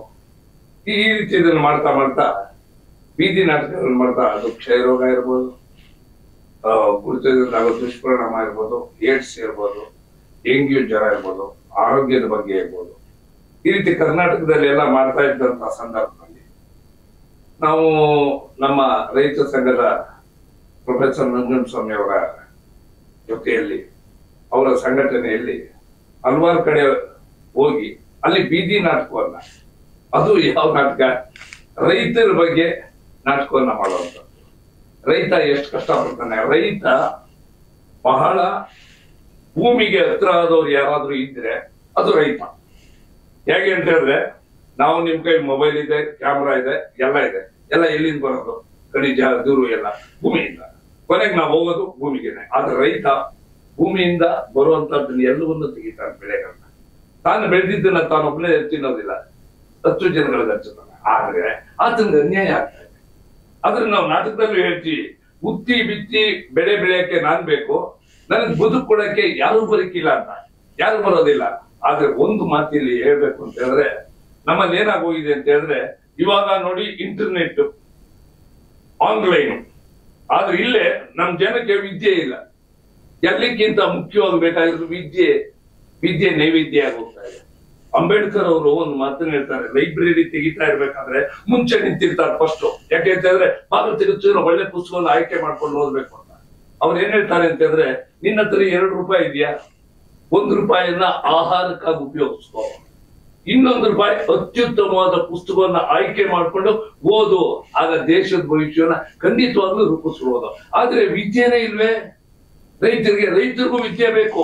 ಯಾಕೆ? ಅತ್ಯಾಧುನಿಕ ಯಂತ್ರಗಳು ಬರ್ತಾ ಇದೆ, ಅದನ್ನ ಉಪಯೋಗಿಸೋದು ಹೇಗೆ, ಆನ್ಲೈನ್ ಅಪ್ಲಿಕೇಶನ್ ಹಾಕೋದು ಹೇಗೆ, ಇದೆಲ್ಲವೂ ತಿಳ್ಕೊಬೇಕು. ಮತ್ತೊಬ್ಬರನ್ನೇ ನಾವು ಆಶ್ರಯಿಸಬೇಕಾಗಿರುತ್ತೆ. ರೈತರ ಬಗ್ಗೆ ನನ್ಗೆ ಯಾಕೆ ಕಾಳಜಿ ಅಂತ ಹೇಳಿದ್ರೆ, ನಾವು ಸಿಕ್ಕಾಪಟ್ಟೆ, ನಮಗೂ 100 ಎಕರೆ ಜಮೀನಿತ್ತು, ಎಲ್ಲ ಕಳ್ಕೊಂಬಿಟ್ಟು ಬಿಡಿ. ಕೆಲವು ಸ್ಕೂಲ್ಗೆ ಭೂಮಿ ಎಂದಾಗ ಕೊಟ್ಟಾಯ್ತು, ಇನ್ನು ನಮ್ಮ ತಂದೆಯವರು ಕೊಟ್ಬಿಟ್ರು. ಆದ್ರೆ ಭೂಮಿಲಿ ಉಳ್ತಾ ಇದ್ದೆ, ಕುಯ್ತಾ ಇದ್ದೆ, ಎಲ್ಲ ತರದ ಬೆಳೆನ ಬೆಳೀತಿದ್ದೆ, ಭೂಮಿ ಬಹಳ ಹತ್ತಿರವಾಗಿದ್ದೆ. ಆದ್ರೆ ಏನಾಗೋಯ್ತು, ನನಗೆ ಇಲ್ಲಿ ಬಂದ ಮೇಲೆ ರೈತರ ಕಷ್ಟ ಸುಖ ನೋಡಿದಾಗ, ನಾಟಕಗಳನ್ನು ಮಾಡಿದಾಗ ಬಹಳ ನೋವಾಗೋಯ್ತು. ರೈತರ ಬದುಕು ಎಲ್ಲ ಜಮೀನ್ ಎಲ್ಲ ಇರುತ್ತೆ, ಆದ್ರೆ ಅವರ ಬದುಕು ಸರಿಯಾದ ರೀತಿಯಲ್ಲಿ ಸಾಕ್ತಾ ಇರಲ್ಲ. ಯಾಕೆ ಅಂತ ಹೇಳಿದ್ರೆ, ಮೊದಲನೇದಾಗ ವಿದ್ಯೆ ಇಲ್ಲ. ಇಲ್ಲಿ ಬಹಳ ಪ್ರಮುಖವಾದ ವಿಷಯಕ್ಕೆ ಬಂದ್ರೆ, 1008 ಮದುವೆಯನ್ನ ಮಾಡ್ತಾರೆ. ಮದುವೆ ಮಾಡೋದು ಬಹಳ ಕಷ್ಟ, ತುಂಬಾ ಕಷ್ಟ. ಯಾಕೆ ಅಂತ ಹೇಳಿದ್ರೆ, ಈಗ ಹೆಣ್ಣಿಗೆ ಡಿಮ್ಯಾಂಡ್. ಆಮೇಲೆ ಅದ್ರ ಜೊತೆಯಲ್ಲಿ ಇವತ್ತಿನ ದಿನ ಭ್ರೂಣ ಹತ್ಯೆ ಎಲ್ಲಾಗ್ತಾ ಇದೆ ಅಂತ ಹೇಳಿದ್ರೆ, ಕರ್ನಾಟಕನೇ ನಂಬರ್ 1 ಅಂತ ಹೇಳ್ಬೋದು ನಾವು. ಹೆಣ್ಣು ಮಕ್ಕಳ ತೋರಿಸ್ತಾರೆ, ಮೊದಲು ತೆಗೆಸ್ಬಿಡೋ, ಹೆಣ್ಣಿಗೆ ಡಿಮ್ಯಾಂಡ್ ಆಗ್ಬಿಟ್ಟಿದೆ. ಆದ್ರೆ ಆಮೇಲೆ ಮದುವೆ ಆಗಿ 1 ತಿಂಗಳಿಗೆ ಡೈವರ್ಸ್, ಇದೆಲ್ಲ ಆಗ್ತಾ ಇದೆ. ಅದ್ರ ಜೊತೆಯಲ್ಲಿ ಬಡತನ ಅನ್ನೋದು ಇದೆಯಲ್ಲ, ಬಡತನದಲ್ಲಿ ಅದು ಹೇಳೋದಕ್ಕೆ ಆಗಲ್ಲ. ಮದುವೆ ಮಾಡೋದು ಕಷ್ಟ, ಮದುವೆ ಮಾಡಿ ಇಬ್ರು ಹೊಂದಾಣಿಕೆ ಮಾಡ್ಕೊಂಡು ಜೊತೆ ಸಾಗೋದಿದೆಯಲ್ಲ, ಬಹಳ ಕಷ್ಟ. ಗಂಡ ಆಕಸ್ಮಿಕವಾಗಿ ತೀರೋದ ಅಂತ ಇಟ್ಕೊಳ್ಳಿ, ಅವ್ರ ಬದುಕು ಇನ್ನ ಎಷ್ಟು ಆಗುತ್ತೆ. ಪಕ್ಕದಲ್ಲಿರೋ ದೊಡ್ಡವ್ರ ಕಣ್ಣೆಲ್ಲ ಹೆಣ್ಣು ಮೇಲೆ ಬೀಳುತ್ತೆ. ಆ ಹೆಣ್ಣ ಬದುಕೋದಾದ್ರು ಹೇಗೆ? ಚೀಲ ಮಾಡ್ಕೊಂಡು ಬದುಕ್ಬೇಕಾ? ಆ ಬಡವರಿಗೆ ತುಂಬಾ ಇಲ್ಲಿ ಏನ್ ಆನ್ಲೈನ್ ಅಲ್ಲಿ ಅಪ್ಲಿಕೇಶನ್ ಹಾಕಿ ವೆಬ್ಸೈಟ್ ಅಲ್ಲಿ ತಿಳಿಸಿ ಕಡು ಬಡವರು ಅಪ್ಲಿಕೇಶನ್ ಹಾಕ್ಬೇಕು. ತಿಳಿದಿರೋರು ಬುದ್ಧಿವಂತರು ಇದಾರಲ್ಲ, ಅವರು ಮತ್ತೊಬ್ಬರಿಗೆ ಹೇಳ್ಬೇಕು, ಗತಿ ಹಿಡಿಯೋರಿಗೆ ತಿಳಿಸಿ ನೀವು ಬನ್ನಿ ಅಪ್ಲಿಕೇಶನ್ ಹಾಕಿ, ಇಲ್ಲಿ ತಾಳಿ ಕೊಡ್ತಾರೆ, ಇದು ಕೊಡ್ತಾರೆ. ಆದ್ರೆ ಇಲ್ಲಿ ನಮ್ಮ ರಾಜ್ಯಾಧ್ಯಕ್ಷರು ಒಂದು ಮಾತನ್ನು ಹೇಳಿದ್ದಾರೆ, ಮೊದಲನೇ ಪ್ರಯತ್ನ ಇದು. ಇಂಗ್ಲಿಷ್ ಅಲ್ಲಿ ಒಂದು ಗಾದೆ ಹೇಳ್ತಾರೆ, ಬ್ಯಾಡ್ ಬಿಗಿನಿಂಗ್ ಈಸ್ ಗುಡ್ ಎಂಡಿಂಗ್ ಅಂತ. ಪ್ರಾರಂಭದಲ್ಲಿ ತಪ್ಪಿ ಹೆಜ್ಜೆ ಹಾಕಿ ಬಿದ್ದೋಗ್ತೀವಿ, ಒಪ್ಕೊಳ್ಳೋಣ. ಆದ್ರೆ ಇವ್ರು ಮಾಡ್ತೀನಿ ಅಂತ ಹೇಳಿದಾಗ ದೊಡ್ಡ ನನಗೂ ಪರಿಚಯ ಇರೋರು ಅಂತ ನಾನು ಕರ್ಕೊಂಡು ಹೋಗ್ತೀನಿ, ಬನ್ನಿ ನಿಮ್ ಕೈಲಿ ಏನಾಗುತ್ತೆ ಕೊಡಿ, ಸಹಾಯ ಸಹಕಾರ ನೀಡಿಲ್ಲ. ಅದನ್ನ ಇವ್ರು ಮುಂದಾಳತ್ವದಲ್ಲಿ ನೀಡ್ಕೊಂಡು ಮದುವೆಯನ್ನ ಮಾಡೋದ್ರ ಮುಖೇನ ಅವ್ರಿಗೆ ಸರಿಯಾದ ದಾರಿಯನ್ನು ತೋರಿಸಿ ನಿಮ್ಮ ಬದುಕನ್ನು ರೂಪಿಸ್ಕೊಳ್ಳಿ ಅಂತ. ಇನ್ನು ಹಿರಿಯ ಕಲಾವಿದ ನನಗೆ ಸಿನಿಮಾದಲ್ಲೇ ಅವಕಾಶಗಳು ಇಲ್ಲ, ಇಲ್ಲಿ ದುಡ್ಡು ಗಿಡ್ಡಿ ಏನು ಬರೋದಿಲ್ಲ ಮೇಡಮ್. ಆದ್ರೆ ದುಡ್ಡು ಬರದೇ ಹೋದ್ರು ಯಾಕೆ ಬರ್ತೀವಿ ಅಂತ ಹೇಳಿದ್ರೆ, ಇದೊಂದು ರೀತಿಯ ಸಮಾಜ ಸೇವೆ. ಈ ಸಮಾಜ ಸೇವೆಯಲ್ಲಿ ನಾನು ಸಾಮಾನ್ಯ ಒಂದು ಮಾತಾಡ್ತೀನಿ, ಎಲ್ಲೋದ್ರು ದುಡಿಯೋರ ಜೊತೆ ಜೀವನ ಮಾಡ್ಬೇಕು, ದುಡಿಮೆಯಲ್ಲೇ ದೇವ್ರನ್ನ ಕಾಣ್ಬೇಕು. ಅದು ರೈತ ಆತರ ಇರೋನು. ಆದ್ರೆ ಅವನ್ಗೆ ಅನ್ಯಾಯ ಆಗ್ತದೆ, ಅವ್ನ್ ಬೆಳೆದ ಬೆಳೆಗೆ ಸರಿಯಾಗಿ ಪ್ರತಿಫಲನೆ ಸಿಗೋದಿಲ್ಲ. ಅದೆಲ್ಲವೂ ಸಿಗೋದ್ರ ಜೊತೆಗೆ, ಮದುವೆ ಮಾಡೋದ್ರ ಜೊತೆಗೆ ಇವ್ರೇನ್ ಅನ್ಕೊಂಡಿದ್ದಾರೆ, ಒಂದು ಚಿಕ್ಕದಾದ ಚೊಕ್ಕದಾದ ಒಂದು ಮನೆ ಕೊಟ್ಟರೆ ಸಾಕು, ಬದುಕಬೇಕು, ನಾವು ಸಾಯ್ತಾ ದುಡ್ಡು ಇರೋರು ಬೇಕಾದಷ್ಟು ಯಾವ್ದಾದಕ್ಕೋ ಖರ್ಚು ಮಾಡ್ತಾರೆ. ಈ ರೀತಿ ಇಲ್ಲಿ ಕರುನಾಡು ಟಿವಿ ಇದನ್ನ ನಾವು ಬಹಳ ಮೆಚ್ಕೋಬೇಕು. ಯಾಕಂದ್ರೆ ಕನ್ನಡ ನಾಡಿನಲ್ಲಿ ನಾನು ಸುಮಾರು ಕಡೆ ನೋಡಿನಿ, ಭವ್ಯ ಕನ್ನಡ, ದಿವ್ಯ ಕನ್ನಡ, ಭವ್ಯ ದಿವ್ಯ ಎಂಬುದು ನಮ್ಮ ಕನ್ನಡ. ಹೆಸರು ಕನ್ನಡ, ಉಸಿರು ಕನ್ನಡ, ಹಚ್ಚ ಹಸಿರು ಜಗಕ್ಕೆ ನಮ್ಮ ಕನ್ನಡ, ಸರ್ವಜ್ಞ ಕನ್ನಡ, ಬಸವಣ್ಣ ಕನ್ನಡ, ನಮ್ಮ ಅಣ್ಣ ಕನ್ನಡ, ವಿಷ್ಣು ಕನ್ನಡ, ಪುನೀತು ಕನ್ನಡ, ಅಲ್ಲಮಾದಿ ಶಿವಶರಣರ ನಾಡು ಕನ್ನಡ, ಕರುನಾಡು ಟಿವಿ ಕನ್ನಡ. ಈ ಟಿವಿ ಮುಖೇನ ಇಲ್ಲಿ ನೋಡ್ತಾ ಇದ್ದೀರಲ್ಲ ವೀಕ್ಷಕರು, ದಯಮಾಡಿ ಈ ರೀತಿ ಕಾರ್ಯಕ್ರಮಗಳಿಗೆ ನೀವು ಉತ್ತೇಜನ ಕೊಡಿ, ಪ್ರೋತ್ಸಾಹ ಕೊಡಿ, ಎಂಕರೇಜ್ ಕೊಡಿ. ನಾವು ಏನ್ ಮಾಡಿದೀವಿ, ನಮ್ ಕನ್ನಡವನ್ನೇ ಬೆಳೆಸೋದಿಲ್ಲ ನಾವು. ಅಪ್ಪ ಅವ್ವ ದೊಡ್ಡಪ್ಪ ಚಿಕ್ಕಪ್ಪ ಏನಾದ್ರು ಅಂತೀವ ನಾವು, ಅವ್ವ ಅನ್ನೋದ್ ಬಿಟ್ಬಿಟ್ರು, ದೊಡ್ಡಪ್ಪ ಅನ್ನೋದ್ ಬಿಟ್ಬಿಟ್ರು. ಏನಿದ್ರು mummy daddy, uncle tinkle chicken. ಅಮ್ಮ ಅಂದ್ರೆ ಅವ್ವ, ಮಮ್ಮಿ ಅಂದ್ರೆ ದೆವ್ವ. ಎಲ್ರಿಗೂ ಗೊತ್ತಿದ್ರು. ಆದ್ರೆ ನಾವು ಮನೇಲಿ ಹೋಗ್ಬಿಟ್ಟು ಮಮ್ಮಿ ಅದ ಟಾಟಾ ಅಂದ್ರೆ ಹೇಳ ನಾವು ಹೋಗಿ ಬರ್ತೀವಿ. ಯಾಕೆ ಕನ್ನಡನ ಉಳಿಸ್ಬಿಡ್ಬೇಕಲ್ವಾ? ಅದ್ರ ಜೊತೆ ವಿದ್ಯೆಯನ್ನು ಕಲಿಸ್ಬೇಕು, ನಮ್ಮ ಭಾಷೆಯನ್ನ ಬೆಳೆಸುಳಿಸ್ಬೇಕು. ನೋಡಿ, ಕನ್ನಡ ಭಾಷೆಗೆ 2500 ವರ್ಷಗಳ ಇತಿಹಾಸ ಇದೆ. ಅದೇ ಇಂಗ್ಲಿಷ್ಗೆ ಲಿಪಿನೇ ಇಲ್ಲ, ರೋಮನ್ ಲಿಪಿಯನ್ನು ಬಳಸೋದು. ಇದನ್ನೆಲ್ಲ ನಾವು ಯೋಚನೆ ಮಾಡ್ಬೇಕಾಗಿದೆ. ಯೋಚನೆ ಮಾಡೋದ್ರ ಜೊತೆಗೆ ಬಡವರ ಮಕ್ಕಳು ನಮ್ಮ ನಿಮ್ಮಾಗೆ ಒಂದೇ ಕುಟುಂಬದ ತರ ಇದ್ದು ನಾವೆಲ್ಲರೂ ಇಲ್ಲಿ ಒಂದು ವಿಶೇಷ ಇದೆ, ಎಲ್ಲಾ ವರ್ಗದವರು, ಇಲ್ಲಿ ಜಾತಿ ಇಲ್ಲ, ಎಲ್ಲಾ ವರ್ಗದವರು ಸೇರಿ ಒಂದೇ ಕುಟುಂಬದವ್ರ ತರ ಸೇರಿ ಮದುವೆ ಮಾಡೋದಿದೆಯಲ್ಲ, ಇದು ಅಂಬೇಡ್ಕರ್ ಅವರದ್ದು ಅಂತರ್ಜಾತಿ ವಿವಾಹ ಆಗಬೇಕು ಅಂತೇಳಿ. ಇಲ್ಲಿ ಎಲ್ಲಾ ರೀತಿ ಅಂತರ್ಜಾತಿ ವಿವಾಹ ಎಲ್ಲರೂ ಬರ್ತಾರೆ. ಇಂಥವ್ರಿಗೆ ಪ್ರೋತ್ಸಾಹ ಕೊಡಬೇಕಾದವರು ಈ ಕರ್ನಾಟಕ ಟಿವಿಯಲ್ಲಿ ಏನ್ ನೋಡ್ತಾ ಇದ್ರಿ ವೀಕ್ಷಕರು, ದಯಮಾಡಿ ನಿಮ್ ಕೈಲಾದ ಸಹಾಯ ಸಹಕಾರ ನೀಡಿ. ಮೊದಲನೇದನ್ನ ನಮ್ಮ ರಾಜ್ಯಾಧ್ಯಕ್ಷರ ಜೊತೆಲಿ ನಾನು ನಿಂತು, ನಮ್ಮ ಕೋ ಆರ್ಟಿಸ್ಟ್ ನನ್ನ ಜೊತೆಲಿ ಇರ್ತಾರೆ. ಕೆಲವರು ಹಿರಿಯ ಕಲಾವಿದರು, ಕೆಲವರು ಯುವಕರು ಬರ್ತಾರೆ. ಬಂದವ್ರು ಮುಂದಾಳತ್ವದಲ್ಲಿ ನಿಂತ್ಕೊಳ್ತೀವಿ, ಹಣವನ್ನ ಕೇಳ್ತೀವಿ. ನೀವು ದುಡ್ಡಿರೋರು ಕೊಡಿ, ಕೊಟ್ಟು ಇದರ ಮುಂದೆ ನಿಂತ್ಕೊಂಡು ಈ ಮದುವೆಯನ್ನ ಮಾಡಿಸಿ ಅಂತ ನಾನು ಕೇಳ್ಕೊಳ್ತೀನಿ. ತುಂಬಾ ಒಳ್ಳೆ ಸಂದೇಶವನ್ನ ಕೊಟ್ರಿ ಸರ್. ಇನ್ನ ನೀವು ಸರ್ ಹೇಳ್ದಾಗೇನೆ ರೈತ ಫಲವನ್ನ ಅಪೇಕ್ಷೆ ಮಾಡಲ್ಲ, ಅಂತಹ ರೈತರ ಮಕ್ಕಳಿಗೆ ಮದುವೆಯನ್ನ ಮಾಡಿಸುವುದು ಒಂದು ಪುಣ್ಯದ ಕೆಲಸ ಅನ್ನುವಂತಹ ಭಾವನೆ ನಿಮ್ಮದು. ಇನ್ನ ಮುಂದುವರಿದಂತೆ ಸಿದ್ದೇಶ್ ಸರ್, ಈ ಒಂದು ಮದುವೆಯನ್ನ ಎಲ್ಲಿ ಆಯೋಜನೆಯನ್ನ ಮಾಡಿದ್ದೀರಾ, ಮತ್ತೆ ಮದುವೆ ನಂತರದಲ್ಲಿ ಏನೆಲ್ಲ ಉಡುಗೊರೆಯನ್ನ ನೀವು ವಧುವರರಿಗೆ ಕೊಡ್ತಾ ಇರುವಂತದ್ದು? ಅದು 3 ತಿಂಗಳು ಟೈಮ್ ಬೇಕಿದೆ. ನಾವು 3 ತಿಂಗಳು ಗಾಳಿ ಕೊಡ್ತೀವಿ, ಪಾತ್ರೆ ಸಂಬಂಧಪಡಿಸುವ ಉಡುಗೊರೆಲ್ಲ ಕೊಡ್ತೀವಿ, ನಾವು ಅಡಿಗೆ ಮಾಡ್ಕೊಳ್ತೀವಿ, ಅವೆಲ್ಲ ಕೊಡ್ತೀವಿ. ಇನ್ನೊಂದೇನಂದ್ರೆ ನಮ್ಮಲ್ಲಿ ಕುಂದುಕೊರತೆಗಳು ಜಾಸ್ತಿ ಇರೋದ್ರಿಂದ ನಾವು 3 ತಿಂಗಳು ಟೈಮ್ ತಗೊಂಡಿವಿ. ದಾವಣಗೆರೆಲ್ಲ ಮಾಡ್ತೀವಿ. ಎಲ್ಲಿ ಸರ್ ಲೊಕೇಶನ್ ಇನ್ನೊಂದ್ಸಲ? ದಾವಣಗೆರೆಯಲ್ಲಿ.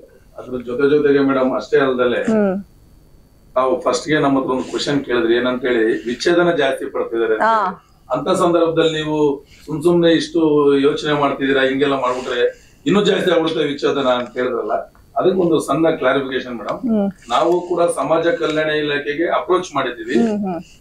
ಸಬ್ ರಿಜಿಸ್ಟ್ರನ್ನ ಸಾಧ್ಯವಾದ್ರೆ ಅವತ್ತು 1008 ಮದುವೆ ಏನಿದೆ ಮೇಡಮ್, 2 days ಬ್ಯಾಕ್ ನಾವು ಸಮಾಜ ಕಲ್ಯಾಣ ಇಲಾಖೆಗೆ ನಾವು ಆಲ್ರೆಡಿ ಮುಂಚೆನೆ ಇನ್ಫಾರ್ಮೇಶನ್ ಕೊಟ್ಟು ರಿಜಿಸ್ಟರ್ ನ ಮಾಡಿಸುವಂತ ಕಾರ್ಯಕ್ರಮ ಇರುತ್ತೆ. ಅದರ ಜೊತೆಗೆ ಗಂಡು ಕಡೆ 5 ಜನ, ಹೆಣ್ಣು ಕಡೆ 5 ಜನ ಅವ್ರು ಬಂದು ಸೂಚಿಸ್ಬೇಕು ಮೇಡಮ್. ಅದು ಯಾಕಂದ್ರೆ ತಾವು ಹೇಳೋದು ವಿಷಯ ತುಂಬಾ, ನಾವೆಲ್ಲ ದುಡ್ಡು ಕಲೆಕ್ಟ್ ಮಾಡ್ಬೋದು, ಮದುವೆನೂ ಮಾಡ್ಬೋದು, ಅದು ದೊಡ್ಡ ವಿಷಯನೇ ಅಲ್ಲ. ಆದ್ರೆ ಅವ್ರ ಮದುವೆ ಆದ ಗಂಡು ಹೆಣ್ಣು ಸಂಸಾರ 100 ವರ್ಷ ಬಾಳ್ಬೇಕಾದಾಗ ಎಲ್ಲೋ ಮದುವೆ ಮಾಡ್ಬಿಟ್ಟು ಇಡೀ ಕುಟುಂಬಸ್ಥರು ಸೇರಿ ಮದುವೆ ಮಾಡಿದ್ರೆ ನಿಲ್ಲಲ್ಲ. ಅದರಿಂದ ಸಾಮೂಹಿಕ ವಿವಾಹ ಮಾಡಿದ್ರೆ ನಿಲ್ಲುತ್ತಾ ಅನ್ನೋ ಒಂದು ಭಾವನೆ ಬಂದಾಗ ನಾವು ರಿಜಿಸ್ಟರ್ ಅನ್ನ ಮಾಡಿಸ್ತೀವಿ ಮೇಡಮ್. ರಿಜಿಸ್ಟರ್ ಅನ್ನ ಮಾಡಿ ರಿಜಿಸ್ಟರ್ ಮುಖಾಂತರನೇ ಮದುವೆ ಮಾಡಿಸ್ತೀವಿ. ತುಂಬಾ ಒಳ್ಳೆಯ ಪ್ರಯತ್ನ ನಿಮ್ಮದು. ಇನ್ನ ಮುಂದುವರೆದಂತೆ ನೀವೇ ಹೇಳಿದ್ರಿ ವಿಚ್ಛೇದನಗಳು ಸಾಕಷ್ಟು ಆಗ್ತಾ ಇದೆ ಅಂತ. ತಾವು ಹುಡುಕಿ ಮಾಡಿದ್ರೇನೆ ಸಂಸಾರಗಳು ಉಳಿತಾ ಇಲ್ಲ. ಯಾರು ಕೂಡ ಆ ಒಂದು ಕಾರಣಕ್ಕೆ ಮದುವೆಯ ಜವಾಬ್ದಾರಿಯನ್ನ ಒತ್ಕೊಳೋದಕ್ಕೆ ಮುಂದೆ ಬರಲ್ಲ. ಅಂತದ್ರಲ್ಲಿ ನೀವು ಒಂದಲ್ಲ ಎರಡಲ್ಲ 1008 ಮದುವೆಯ ಜವಾಬ್ದಾರಿಯನ್ನ ಹೊತ್ಕೊಂಡಿರೋ ಇಬ್ಬರು ವ್ಯಕ್ತಿಗಳ, ಅಂದ್ರೆ ಮ್ಯಾಮ್ ಹೇಳ್ದಾಗ 2016 ಜೀವಗಳನ್ನ ನೀವು ನಿಮ್ಮ ಹೆಗಲ ಮೇಲೆ ಹಾಕೊಂಡಿದ್ದೀರ ಅವರ ಜವಾಬ್ದಾರಿಯನ್ನ.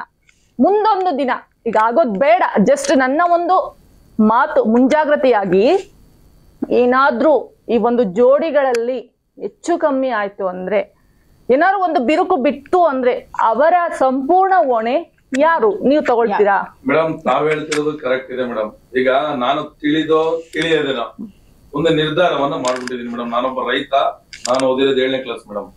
ಇದ್ರ ವಿಷಯಕ್ಕೆ ಬಂದಾಗ ನನ್ನ ಎತ್ತ ತಾಯಿದು ಒಂದು ಕಥೆ ಇದೆ ಮೇಡಮ್. ಸಣ್ಣ ವಿಚಾರದಲ್ಲಿ ಹೇಳ್ಬಿಡ್ತೀನಿ. ನನ್ನ ತಾಯಿ ಓದಿಲ್ಲ ಏನಿಲ್ಲ. ನನ್ನ ತಾಯಿ ಬಂದು ಮುನಿಯಮ್ಮ ಅಂತೇಳಿ, ನಮ್ ತಾಯಿಗೆ 10 ಜನ ಮಕ್ಕಳು ಮೇಡಮ್. ನಮ್ ತಾಯಿ 600 ರಿಂದ 700 ಜನ ಮಕ್ಕಳಿಗೆ ಸೂಲ್ಗಿತ್ತಿಯನ್ನ ಮಾಡಿದ್ದಾರೆ. ಅವ್ರು ವಿದ್ಯೆ ಕಲ್ತಿಲ್ಲ ಮೇಡಮ್. ಆದ್ರೆ ಒಬ್ರು ಕೂಡ ಎಕ್ಸ್ಪೈರ್ಡ್ ಆಗ್ಲಿಲ್ಲ, ಅಂದ್ರೆ ಸತ್ತಿಲ್ಲ. ನಾನು ಕಣ್ಣಾರೆ ನೋಡಿದೀನಿ. ಕೈಯಲ್ಲಿ ಡೆಲಿವರಿ ಮಾಡಿಸಿರುವಂತದ್ದು ನನ್ನ ತಾಯಿ. ಇವತ್ತು ಮಿಷಿನರಿ ಬರುತ್ತೆ ಅಂತೇಳಿ ನಾವು ತಿಳ್ಕೊಂಡಿದ್ವಿ ಮೇಡಮ್. ಇಲ್ಲ, ಅದ್ ನಾಳೆ ಏನಾಗುತ್ತೋ ನಮಗೆ ಗೊತ್ತಿಲ್ಲ ಮೇಡಮ್. ಆದ್ರೆ ಅದು ಆಗ್ಬಾರ್ದು. ಇವತ್ತು ನನ್ನ ತಾಯಿ ಒಂದು ಏನು ಎಜುಕೇಶನ್ ಮಾಡದೇ ಇರುವಂತ ಒಂದು ತಾಯಿ, ನನ್ನ ತಾಯಿನೇ 657 ಮಕ್ಕಳನ್ನ ಕೈಯಲ್ಲಿ ಡೆಲಿವರಿ ಮಾಡ್ತಾಳೆ. ಆ ಕಾನ್ಫಿಡೆನ್ಸ್ ಅಲ್ಲಿ ಮೇಲೆ ಅಂತ ತಾಯಿ ಮಗ ನಾನು. ನನಗೂ ಅಷ್ಟೇ ಮೇಡಮ್, 1008 ಅಲ್ಲ 10,008 ಬೇಕಾದ್ರೆ ಮದುವೆ ಮಾಡ್ತೇನೆ. ಆ ಮದುವೆ ಆಡಿದ ಕುಟುಂಬ ಯಾವತ್ತೂ ಏನು ಕೆಟ್ಟದಾಗಲ್ಲ.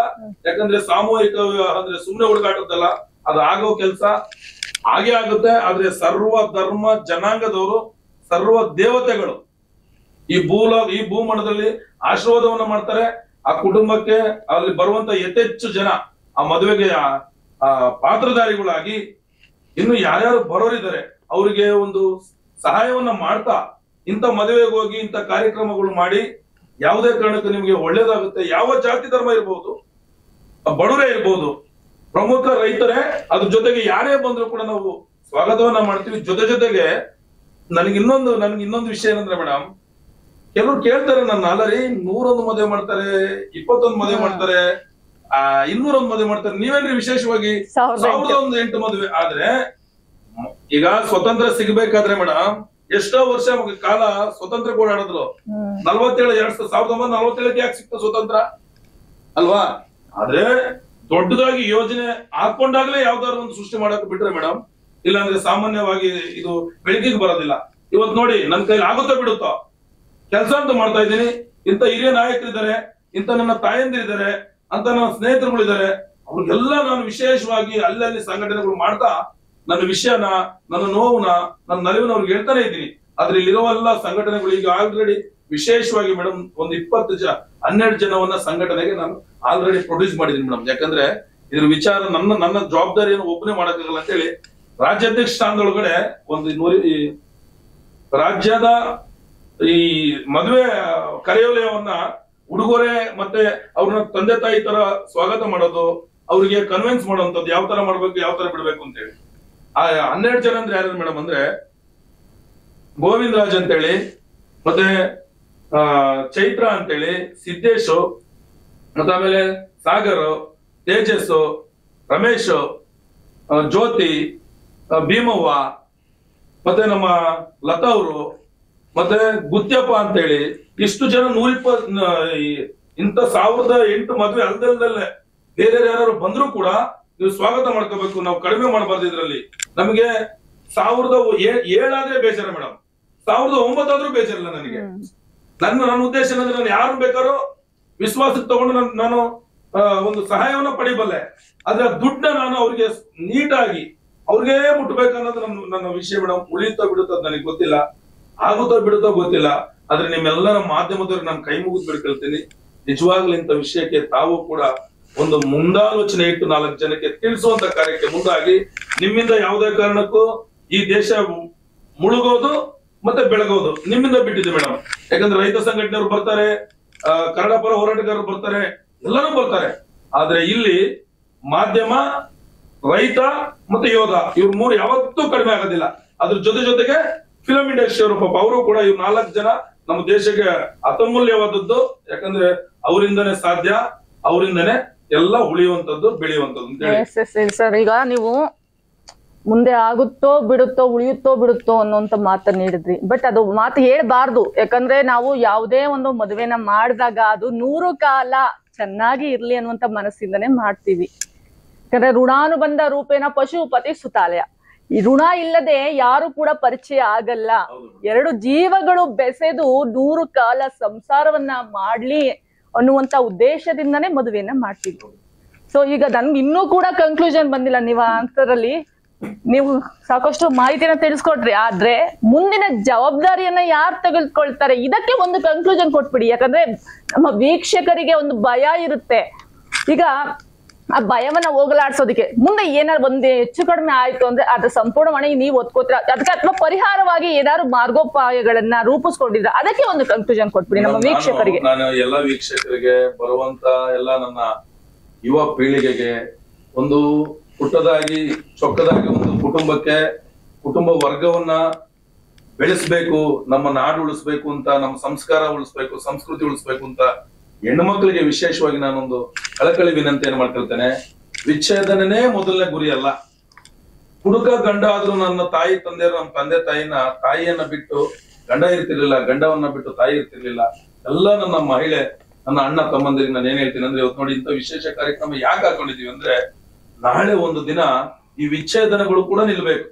ಯಾಕಂದ್ರೆ ಒಂದು ಮದುವೆ ಆಗೋದು ಸುಮ್ಮನೆ ಹುಡುಗಾಟ ಅಲ್ಲ, ಎಷ್ಟೋ ಋಣನ ಬಂದ ಇರ್ಬೇಕು. ಒಂದು ಹೆಣ್ಣು ಗಂಡು ಎಲ್ಲೋ ಬೆಂಗಳೂರಲ್ಲಿ ಹುಟ್ಟಿದ ಹುಡುಗಿ ಗುಲ್ಬರ್ಗಕ್ಕೆ ಮದುವೆ ಆಗ್ತಾಳೆ, ಎಲ್ಲೋ ತಮಿಳ್ನಾಡಲ್ಲಿ ಹುಟ್ಟಿದ ಹುಡುಗಿ ಕರ್ನಾಟಕಕ್ಕೆ ಮದುವೆ ಆಗ್ತಾಳೆ. ಯಾಕೆ? ಇದ್ರ ಮಧ್ಯೆ ಕೆಲವ್ರು ಏನಾಗುತ್ತೆ, ಮದುವೆಗಳಲ್ಲಿ ನೋವು ಅಂತ ಇರುತ್ತೆ, ಪ್ರೀತಿ ಪ್ರೇಮದಲ್ಲಿ ಮದುವೆ ಆಗ್ಬಿಡ್ತಾರಲ್ವಾ. ಆಗೇನಾಗುತ್ತೆ ಅಂತ ಹೇಳಿದ್ರೆ, ನಾನು ಭಾಷೆ ನಟನಾಗಿ ಸಮಾಜ ರೂಪದಲ್ಲೂ ಕೆಲವು ಮಾತು ಹೇಳ್ಬೇಕು. ನಾನು ಒಂದ್ 350 ಸಿನಿಮಾಗಳಲ್ಲಿ ಇತ್ತೀಚೆಗೆ ಮಗ್ಗಿ ಪುಸ್ತಕ ಅನ್ನೋ ಸಿನಿಮಾದಲ್ಲಿ 3-4 ಕೋಟಿ ಖರ್ಚು ಮಾಡಿ ನನ್ನನ್ನೇ ಕಥಾನಾಯಕನನ್ನ ಮಾಡಿದ್ದಾರೆ. ತೀರ್ಮಾನ ಇಂದಿದ್ದು 15 ಜನ ಗಾಯಕರು ಮಾಡಿದ್ದಾರೆ. ನಾನು ಒಂದು ಹಾಸ್ಯದ ರೂಪದಲ್ಲಿ ಹೇಳ್ತೀನಿ, ನಮ್ಗೆ ಆರೋಗ್ಯ ಚೆನ್ನಾಗಿರ್ಬೇಕು. ಮೊದಲನೇದಾಗಿ ನಗು ಎಲ್ಲಿದ್ಯೋ ಅಲ್ಲಿ ನಗುವನ್ನು ಉಳಿಸಿ, ದ್ವೇಷವನ್ನು ಉಳಿಸಿ, ನಕ್ಕರೆ ಸ್ವರ್ಗ ಎಂಬ ಮಂತ್ರವನ್ನು ಜಪಿಸೋಣ. ನಗುವಿಗೆ ಹಾಗೆ ಇಲ್ಲ, ನಗುವಿಗೆ ಹೊಗೆ ಇಲ್ಲ, ನಗುವಿಗೆ ಯಾವುದೇ ಭಾಷೆಯೂ ಇಲ್ಲ. ಆದ್ದರಿಂದ ಒಂದು ಜೋಕ್ ಹೇಳ್ತೀನಿ ಮಹಿಳೆಯರ ಬಗ್ಗೆ. ಹಿಂದಿನ ಕಾಲದ ಕಲಿತ ವಿದ್ಯಾವಂತ ನಾರಿ, ಹಿಂದಿನ ಕಾಲದ ಕಲಿತ ವಿದ್ಯಾವಂತ ನಾರಿ ಆಗಿದ್ದಳು ದೇಶದ ಪ್ರಗತಿಗೆ ದಾರಿ ಅಲ್ವಾ. ಇದಕ್ಕೆ ಪ್ರೇಕ್ಷಕರಿಗೆ ಚಪ್ಪಾಳೆ ಅಲ್ಲಿ ನೋಡ್ತಾ ಇರೋಂಥವ್ರು. ಯಾಕೆಂದ್ರೆ ಹಿಂದಿನ ಕಾಲದ ಕಲಿತ ವಿದ್ಯಾವಂತ ನಾರಿ ಆಗಿದ್ದಳು ದೇಶದ ಪ್ರಗತಿಗೆ ದಾರಿ. ಆದರೆ ಈಗಿನ ಕಾಲದ ಕಲಿತ ವಿದ್ಯಾವಂತ ನಾರಿ ಲವ್ ಮಾಡಿ ಪರಾರಿ. ಇದು ನವೋದಕ್ಕೆಲ್ಲ ಹೇಳ್ತಾ ಇರೋದು, ಪೊಲೀಸ್ ಸ್ಟೇಷನ್ ಕಂಪ್ಲೇಂಟ್ ಇದು ಬೇರೆ ವಿಚಾರ. ಆದ್ರೆ ಲವ್, ಪ್ರೀತಿ, ಪ್ರೇಮ ಮೊದ್ಲಿಂದಲೂ ತಾಜ್ ಮಹಲ್ ಕಟ್ಟಿಸಿರೋ ಉದಾಹರಣೆ ಇದೆ, ಬೇರೆ ಬೇರೆ ಮಹಲ್ಗಳು ಕಟ್ಟಿಸಿರೋ ಇದೆಲ್ಲ ಇದೆ. ಪ್ರೀತಿ ಪ್ರೇಮದಲ್ಲೂ ಮದುವೆ ಮಾಡ್ಕೊಂಡವರು ಈ ಒಂದು ಇದಕ್ಕೆ ಬರ್ಬಹುದು. ಯಾಕೆ ಅಂತ ಹೇಳಿದ್ರೆ ಅಲ್ಲಿ ಕೆಲವು ತಂದೆ ತಾಯಿ ಒಪ್ಪಲ್ಲ, ಒಪ್ಪದೇ ಇರೋ ಮದುವೆ ನೀವೇ ನೋಡ್ತಾ ಇರ್ತೀರಿ. ಇವತ್ತು ಮದುವೆ ದಿನ ತಾಳಿ ಕಟ್ಟಬೇಕಾಗಿರುತ್ತೆ, ಆರೋಗ್ಯ ಸರಿ ಇಲ್ಲ ಅಲ್ಲೇ ಸಾಯ್ತಾನೆ. ಇನ್ನೊಬ್ಬ ಸಾಂಬಾರ್ ಸರಿ ಇಲ್ಲ ಅಂತ ಹೆಂಡತಿನ ಅಲ್ಲೇ ಬಿಟ್ಬಿಟ್ಟು ತಾಳಿ ಕಟ್ಟಿರ್ತಾರೆ, ಸಾಂಬಾರ್ ಸರಿ ಇಲ್ಲ ಅಂತ ಬಿಟ್ಬಿಡ್ತಾರೆ. ಇವತ್ತು ಇತ್ತೀಚೆಗೆ ಪಾಶ್ಚಿಮಾತ್ಯ ದೇಶಗಳ ಪ್ರಭಾವ ಹೆಚ್ಚಿನ ರೀತಿಯಲ್ಲಾಗಿ ಇದಾಗಿ ಹೋಗ್ತಾ ಇದೆ. ಅದಕ್ಕೆ ನಾ ಏನ್ ಹೇಳ್ತಾ ಇದ್ದೀನಿ ಅಂತ, ಇತ್ತೀಚೆಗೆ ಒಂದು ಗೀತೆ ಬಂದೆ. ಅದು ಯಾವ ರೀತಿ ಅಂತ ಹೇಳಿದ್ರೆ, ಇವತ್ತೇನಾಗಿದೆ ನಮ್ಮಲ್ಲಿ ಏನ್ ಕೇಳಿದ್ರು ಇಲ್ಲ ಇಲ್ಲ, ಏನಪ್ಪಾ ಅಂತಂದ್ರೆ ಇಲ್ಲ ಇಲ್ಲ, ಏನಿಲ್ಲ ಇಲ್ಲ ಇಲ್ಲ, ಟ್ಯೂಬ್ಲೆಸ್ ನೋಡಿ, ಟ್ಯೂಬ್ಲೆಸ್ ಟೈರೇ ಇಲ್ಲ, ಹಾಕೋ ಬಟ್ಟೆಗೆ ತೋಡೆ ಇಲ್ಲ, ಮೊಬೈಲ್ ಮುಂದೆ ನಾವು ನೀವು ಏನೇನು ಇಲ್ಲ, ರೂಪಾಯಿಗೆ ಬೆಲೆನೇ ಇಲ್ಲ, ತಲೆಗೆ ನೆಲೆನೇ ಇಲ್ಲ, ಕೆಲವ್ರಿಗೆ ಮಾನನೇ ಇಲ್ಲ. ಇದ್ರ ಮಧ್ಯೆ ಮಾನಸ್ಥರು ಮರ್ಯಾದಸ್ಥರು ಇರ್ತಾರ, ಲವ್ ಮಾಡಿ ಬರ್ತಾರಲ್ಲ, ಪ್ರವರ್ಧಮಾನಕ್ಕೆ ಬಂದು ಇಲ್ಲಿ ಅಪ್ಲಿಕೇಶನ್ ಹಾಕುವಂತವ್ರು ಈ ಚಾನಲ್ ಮುಖೇನ ನೋಡಿ ಅಪ್ಲಿಕೇಶನ್ ಹಾಕಿದ್ರೆ ಪ್ರೀತಿ ಪ್ರೇಮ ಮಾಡೋದು ಇಲ್ಲಿ ಬಂದ್ರೆ ಅವ್ರಿಗೂ ಒಂದು ವೇದಿಕೆ ಆಗುತ್ತೆ. ಇಲ್ಲಿ ಅತಿ ಅದ್ದೂರಿ ಖರ್ಚು ಮಾಡಿ ಮದುವೆ ಆಗೋ ಬದಲು ಸರಳ ರೀತಿಯಲ್ಲಿ ಮದುವೆ ಆಗಿ 4 ಜನರು ಮಾದರಿನೂ ಆಗ್ಬೋದು. ಕೆಲವರು ದುಡ್ಡಿರೋರು ಮುಂದೆ ಸೇರ್ಕೋಬಹುದು ಇಲ್ಲಿ, ಯಾಕೆ ನಾವು ಮಾದರಿ ಆಗ್ಬೋದು ಅಂತ. ಇದೆಲ್ಲವನ್ನು ಮಾಡ್ಬೇಕು ಅಂತೇಳಿ ನಾನೊಬ್ಬ ಕಲಾವಿದನಾಗಿ ನನ್ನ ಅನಿಸಿಕೆ, ನನ್ನ ಅಭಿಪ್ರಾಯವನ್ನ ಕರ್ನಾಟಕ ಟಿವಿ ನಾನು ಹಂಚ್ಕೊಳ್ಳೋದಕ್ಕೆ ಇಷ್ಟಪಡ್ತೀನಿ. ಅದ್ರ ಜೊತೆಯಲ್ಲಿ ಮೇಡಮ್, ಈಗ ನಮ್ಮ ಹಿರಿಯ ನಾಯಕರು ಹೇಳ್ತಿದ್ದಂಗ್ಲೆ ಅದ್ರ ಜೊತೆಗೆ ಇನ್ನೊಂದು ಮೇಡಮ್, ನಾನೊಂದು ವಿವರಣೆ ಕೊಟ್ಬಿಡ್ತೀನಿ. ಪ್ರೀತಿ ಪ್ರೇಮ ಮಾಡೋರು ಕೂಡ ಅವ್ರಿಗೆ ತಂದೆ ತಾಯಿ ಇಲ್ಲ ಅಂದ್ರೂ ಕೂಡ ಅವ್ರ ಸ್ನೇಹಿತರ 5 ಜನ ಬಂದು ಸೂಚಿಸಿದ್ರೆ ಸಾಕು ಮೇಡಮ್. ಯಾಕಂದ್ರೆ ತಂದೆ ತಾಯಿ ಇಲ್ಲದೆ ಇರೋರು, ನಾವು ತಂದೆ ತಾಯಿ ಇಲ್ವಲ್ಲ ನಮ್ಗೆ ಯಾರು ಸೂಚಿಸ್ತಾರೆ ಅಂತ ಹೇಳಿ ಯೋಚನೆ ಮಾಡೋದು ಬೇಡ. ಸ್ನೇಹಿತರು ಬಂದ್ರು ಕೂಡ ನಾವು ಅದಕ್ಕೆ ನಾವು ಯಾವುದೇ ಕಾರಣಕ್ಕೆ ಅದಕ್ಕೂ ಕೂಡ ಸ್ವಾಗತ ಮಾಡ್ತೀವಿ. ಇಲ್ಲಿರುವವರೇ ತಂದೆ ತಾಯಿಗಳು ಯಾರು ಬಂದು ಅವರಿಗೆ ಬೆಂಬಲ ಸೂಚಿಸ್ತಾರೆ ಅದನ್ನು ಕೂಡ ನಾವು ವಿಶೇಷವಾಗಿ ತಗೊಳ್ತೀವಿ. ನಾವು ಅದನ್ನ ನಾವು ಯಾರು ಗೊಂದಲ ಬೇಡ. ಯಾಕಂದ್ರೆ ಈ ತಂದೆ ತಾಯಿ ಇಲ್ಲ ಅಂದ್ರೂ ಕೂಡ ಸ್ನೇಹಿತರು ಬಂದು ಇದು ಮಾಡಬಹುದು. ತಂದೆ ತಾಯಿ ಇದ್ದಾಗ ನಿಮ್ ತಂದೆ ತಾಯಿ ಒಪ್ಪಿಲ್ಲ, ನಿಮ್ಗೆ ಏನಾರು ಏಜ್ ಆಗಿದ್ರೆ ಮಾತ್ರ ನೀವು ಬನ್ನಿ. ಏಜ್ ಆಗಿಲ್ಲ ಅಂದ್ರೆ ನಾವು ಯಾರನ್ನು ತಗೊಳ್ಳೋದಿಲ್ಲ. ಆಮೇಲೆ ನಿಮ್ ತಂದೆ ತಾಯಿ ಒಪ್ಪಿ ಬಂದ್ರೆ ಇನ್ನೂ ನಮ್ಗೆ ಖುಷಿನೇ. ಈಗ ಆವಾಗಲೇ ಹೇಳ್ದಾಗ ಮೇಡಮ್ ಅವ್ರು ಹೇಳ್ತವ್ರೆ ವಿಚ್ಛೇದನ ಅಂತೇಳಿ, ಇಂಥ ಕಾರ್ಯಕ್ರಮಗಳು ಕುಟುಂಬ ಸಮೇತ ಬಂದ್ರೆ ಇನ್ನೂ ಒಳ್ಳೆ ಚೆನ್ನಾಗಿರುತ್ತೆ. ತಂದೆ ತಾಯಿನ ಬೈದು, ತಾಯಿ ಮಗನ ಬೈದು ಸರಿ ಮಾಡ್ಕೊಳ್ತಾರೆ. ಇಷ್ಟ ಹೇಳಿ ನನ್ನ ಮಾತನ್ನು ಮುಗಿಸ್ತೇನೆ. ಜೊತೆಲಿ ಬಹಳ ಮುಖ್ಯವಾದ ಒಂದೇ ಒಂದು ಮಾತು ಹೇಳ್ತಾರೆ, ಮುಖದ ಮೇಲೆ ಬಿಟ್ಟಿಬಿಟ್ಟು ಮೀಸೆ ಅದು. ಇಂಥವ್ರ ಬಗ್ಗೆ ಒಂದು ಯುವಕರಿಗೆ ಹೇಳ್ಬೇಕು, ಮುಖದ ಮೇಲೆ ನಿಜವಾಗಿದ್ರೆ ಗಂಡಸ್ತನದ ಮೀಸೆ ಬಿಟ್ಬಿಡ್ರಪ್ಪ, ಮುಂದಾದ್ರೂ ವರದಕ್ಷಿಣೆಗೆ ಆಸೆ, ಬೆಳಿಗ್ಗೆ ಒಂದರ ಕೈ ಗಡಿಯಾರ ಹಾಕೋಕೊಳ್ಳೆ ಬಟ್ಟೆ, ಇದನ್ನೆಲ್ಲ ಎಣ್ಣೆ ಮಾವನಿಂದ ಕಿದ್ರೆ ನೀವು ಬದುಕಿದ್ದಂಗೆ ಸತ್ತೆ. ಅದೇನೋ ಸರ್ಕಾರದಲ್ಲಿ ಹೋರಾಟ ನಡೀತಾನೆ. ಈಗ ನೀವು ಮುಂದಿನ ಜವಾಬ್ದಾರಿ ಈ ಪ್ರೀತಿ ಪ್ರೇಮದ ಮದುವೆ 1008 ಮದುವೆಲಿ ಈ ರೀತಿ ಆಗಬಾರ್ದು ಅನ್ನೋದು ನನ್ನ ಅನಿಸಿಕೆ ಅಭಿಪ್ರಾಯ. ಹಾಗೆ ಒಂದು ಕ್ವಶನ್ ಸಾಹೇಬ್ರಿಗೆ, ಕರ್ನಾಟಕದ ರಾಜ್ಯದ ಎಲ್ಲ ವರ್ಗದ ಜಾತಿ ವರ್ಗದ ಎಲ್ಲರಿಗೂ ಕೂಡ ಸಮನಾಗಿ ಸಾಮೂಹಿಕ ವಿವಾಹ ಮಾಡ್ತೀವಿ ಅಂತ ನೀವು ಇಲ್ಲಿ ಹೇಳಿದಾಗ, ಇಲ್ಲಿ ಅಲ್ಪಸಂಖ್ಯಾತರು ಬರ್ತಾರೆ, ಕ್ರಿಶ್ಚಿಯನ್ ಬರ್ತಾರೆ, ಹಿಂದೂ ಬರ್ತಾರೆ, ಈ ತರ ಒಂದು ಧರ್ಮಕ್ಕೆ ಸಂಬಂಧಪಟ್ಟಂಗೆ ಅವರು ಶಾಸ್ತ್ರೋಕ್ತವಾಗಿ ಮಾಡ್ತೀರಾ ಅಥವಾ ನೀವು ಒಂದೇ ಕಾನ್ಸೆಪ್ಟ್ ಅಲ್ಲಿ ಈ ಒಂದು ಸಾಮೂಹಿಕ ವಿವಾಹನ ಮಾಡ್ತಾ ಇದ್ದೀರಾ ಒಂದೇ ವೇದಿಕೆಯಲ್ಲಿ, ಅಥವಾ ಅವರವರ ಆಸೆ ಪ್ರಕಾರ ಮಾಡ್ತಿದ್ದೀರಾ? ಇಲ್ಲ ಮೇಡಮ್, ನಾವು ಧರ್ಮವನ್ನ ಪ್ರೀತಿಸೋರು, ಕರ್ನಾಟಕದವ್ರು. ನಾವು 3 ಜಾತಿ ಯಾವುದೇ ಧರ್ಮ ಇರಬಹುದು ಮೇಡಮ್, ಆ ಧರ್ಮದಲ್ಲಿ ಅಷ್ಟೇ ಮದುವೆ ಮಾಡಿಸ್ತೀವಿ. ಯಾಕಂದ್ರೆ ನೋಡಿ ಮೇಡಮ್, ನಮ್ಮ ಮದುವೆ ಇದು ಸಾಮಾಜಿಕ ಮದುವೆ, ಇದು ಸಮಾಜದ ಒಂದು ಲೋಕ ಕಲ್ಯಾಣದ ಮದುವೆ. ನನ್ನ ಇಷ್ಟಪಟ್ಟಂಗೆ ಯಾವ್ದೋ ಒಂದು ಧರ್ಮಕ್ಕೆ ಸೀಮಿತವಾಗಿ ಮಾಡಕ್ ಆಗೋದಿಲ್ಲ ಮೇಡಮ್. ಆಯಾ ಧರ್ಮಕ್ಕೆ ಅವರೇ ಸೀಮಿತವಾಗಿ ಅವರು ಯಾವ ತರ ಮದುವೆ ಅಂತ ಹೇಳ್ತಾರೆ ಆ ತರ ಮದುವೆ ಅದು ನಮ್ಮ ಜನಗಳಿಗೆ ಅಥವಾ ಈ ಕಾರ್ಯಕ್ರಮ ನೋಡೋರಿಗೆ ವೀಕ್ಷಕರಿಗೆ ಗೊತ್ತಾಗ್ಬೇಕು. ಯಾಕಂದ್ರೆ ಯಾರೋ ಒಬ್ರು ಕ್ರಿಶ್ಚಿಯನ್ ನೋಡ್ತಿರ್ತಾರೆ, ನನ್ಗೂ ಈಗ ಮದ್ವೆ ಮಾಡಕ್ ಕಷ್ಟ ನನ್ ಮಗಳಿಗೆ, ಈ ಒಂದು ಅವಕಾಶ ಸಿಕ್ಕರೆ ನಾನು ನನ್ ಮಗಳಿಗೆ ಮದ್ವೆ ಮಾಡ್ಬೋದಲ್ಲ ಅನ್ನೋ ಚಿಂತನೆಯಲ್ಲಿ ಇದ್ದಾಗ ಎಲ್ಲೋ ಒಂದು ಫೋನ್ ನಂಬರ್ ಗಳನ್ನ ನೋಡಿದಾಗ ಅಥವಾ ನಮ್ಮ ಚಾನೆಲ್ಗೆ ಕಾಲ್ ಮಾಡಿ ಕೇಳಿದಾಗ ನಾವು ಹೇಳಕ್ ಒಂದು ಅವಕಾಶ ಬೇಕಾಗುತ್ತೆ. ಹೌದಪ್ಪ, ನಿಮ್ಮ ಶಾಸ್ತ್ರೋತ್ವಾಗಿ ನಿಮ್ಮ ಧರ್ಮದ ಪ್ರಕಾರವೇ ಇಲ್ಲಿ ಮದ್ವೆ ನಡೆಯುತ್ತೆ, ಯಾವುದೇ ರೀತಿ ಚಿಂತೆ ಬೇಡ ಅನ್ನೋ ಒಂದು ಧೈರ್ಯನ ಕೊಡ್ತೀರಾ ಅಂತ ನಾವು ಕೇಳಿ. ಮೇಡಮ್, ಬಾಬಾ ಸಾಹೇಬ್ ಅಂಬೇಡ್ಕರ್ ಅವ್ರ ಸಂವಿಧಾನ ಬರ್ದಿರಲ್ಲ ಮೇಡಮ್, ಅವ್ರು ಯಾವ ಜಾತಿಗೆ ಅಂತ ಸೀಮಿತವಾಗಿ ಬರ್ದಿಲ್ಲ. ಇದು ಕೂಡ ನಾವು ಅವ್ರ ಮಕ್ಕಳು, ಅವ್ರ ಅನ್ವಯಿಗಳು, ಅವರು ನುಡಿದಂತೆ ನಡೆದವರು, ಅವ್ರ ಆಶ್ರಯದಲ್ಲಿ ನಾವಿದೀವಿ ಮೇಡಮ್. ಇವತ್ತು ಹೆಣ್ಣಿಗಾಗಿರ್ಬೋದು ಗಂಡಿಗಾಗಿರ್ಬೋದು ಮತದಾನವನ್ನ ತಂದಂತ ಏಕೈಕ ಸೂರ, ಏಕೈಕ ದೇವ್ರು, ನಿಜವಾದ ದೇವರು ಬಾಬಾ ಸಾಹೇಬ್ ಅಂಬೇಡ್ಕರ್, ಆಮೇಲೆ ಎಲ್ಲಾ ದೇವರು ನಮಗ್ ಗೊತ್ತಿರಂಗೆ. ಹಾಗೆ ಯಾವ ಭಾಗದಲ್ಲಿ ನೀವು ಮಾಡ್ತಾ ಇದ್ರೆ ದಾವಣಗೆರೆ ಅಂತ ಹೇಳಿದಿರಲ್ವಾ, ಯಾವ ಕ್ಷೇತ್ರದಿಂದನೇ ಬರ್ಬೇಕು ಅಥವಾ ಕರ್ನಾಟಕದ 31 ಜಿಲ್ಲೆನೂ ಬೇಕು ಅಂತ ನೀವು ಹೇಳಿದಾಗ ಬೆಂಗಳೂರಿನಂತ ಬೃಹತ್ ಆದ ಹೃದಯ ಭಾಗದಲ್ಲಿ ಯಾಕೆ ಮಾಡಬಾರ್ದು ಮೇಡಮ್? ನೋಡಿ, ಗುಲ್ಬರ್ಗ, ಬಿದರ್ ಬೆಂಗಳೂರಿಗೆ 600 ಕಿಲೋಮೀಟರ್, ದಾವಣಗೆರೆಗೆ 350 ಕಿಲೋಮೀಟರ್, ಮೈಸೂರಿಗೆ ಬೆಂಗಳೂರು 100 ಕಿಲೋಮೀಟರ್, ದಾವಣಗೆರೆಗೆ 250-300 ಕಿಲೋಮೀಟರ್. ನಾವು ಒಂದು ಮಧ್ಯ ಕರ್ನಾಟಕ ಅಂತ ಮಾಡಿದೀವಿ ಮೇಡಮ್.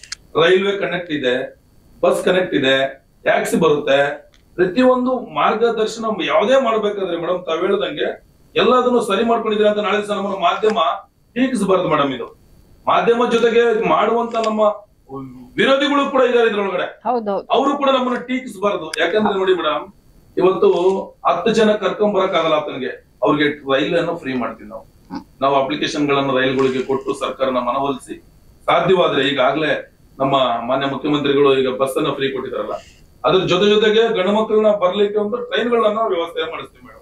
ಯಾಕಂದ್ರೆ ಕಳ್ಬಿಡ್ರು ಇದಾರೆ ಮೇಡಮ್.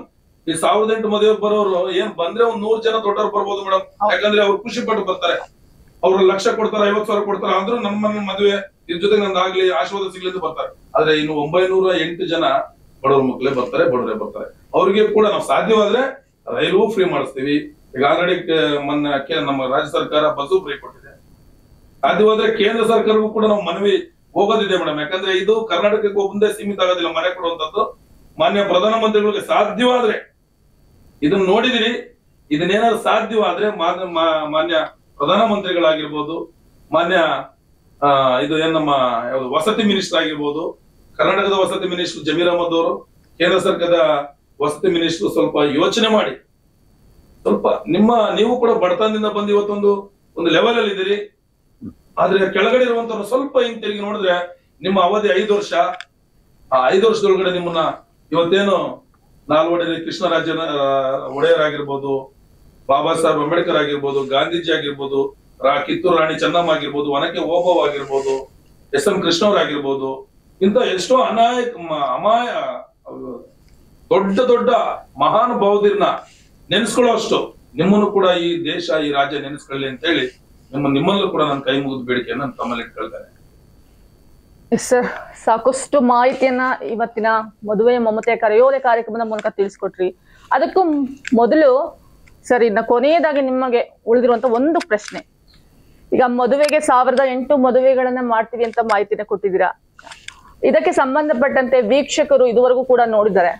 ಕೊನೆಯದಲ್ಲಿ ಅವರಿಗೆ ಕಾಡುತ್ತ ಬರುವಂತ ಒಂದೇ ಒಂದು ಪ್ರಶ್ನೆ, ಇವರನ್ನ ಮದುವೆ ಮಾಡ್ಬೇಕು ಅಂದ್ರೆ ನಾವು ನಮ್ಮ ಮಕ್ಕಳ ಮದುವೆ ಆಗಿರ್ಬೋದು ಅಥವಾ ನಮ್ಮ ಮದುವೆ ಆಗ್ಬೇಕು ಅಂದ್ರೆ ನಾವು ಯಾರನ್ನ ಕಾಂಟ್ಯಾಕ್ಟ್ ಮಾಡ್ಬೇಕು, ಎಲ್ಲಿಗೆ ಬರ್ಬೇಕು, ಎಲ್ಲಿ ನೋಂದಣಿಯನ್ನ ಮಾಡ್ಕೊಳ್ಬೇಕು ಅನ್ನುವಂತ ಒಂದು ಕ್ಲಾರಿಫಿಕೇಶನ್ಗೋಸ್ಕರ ಕಾಯ್ತಾ ಇರ್ತಾರೆ ಅವರು.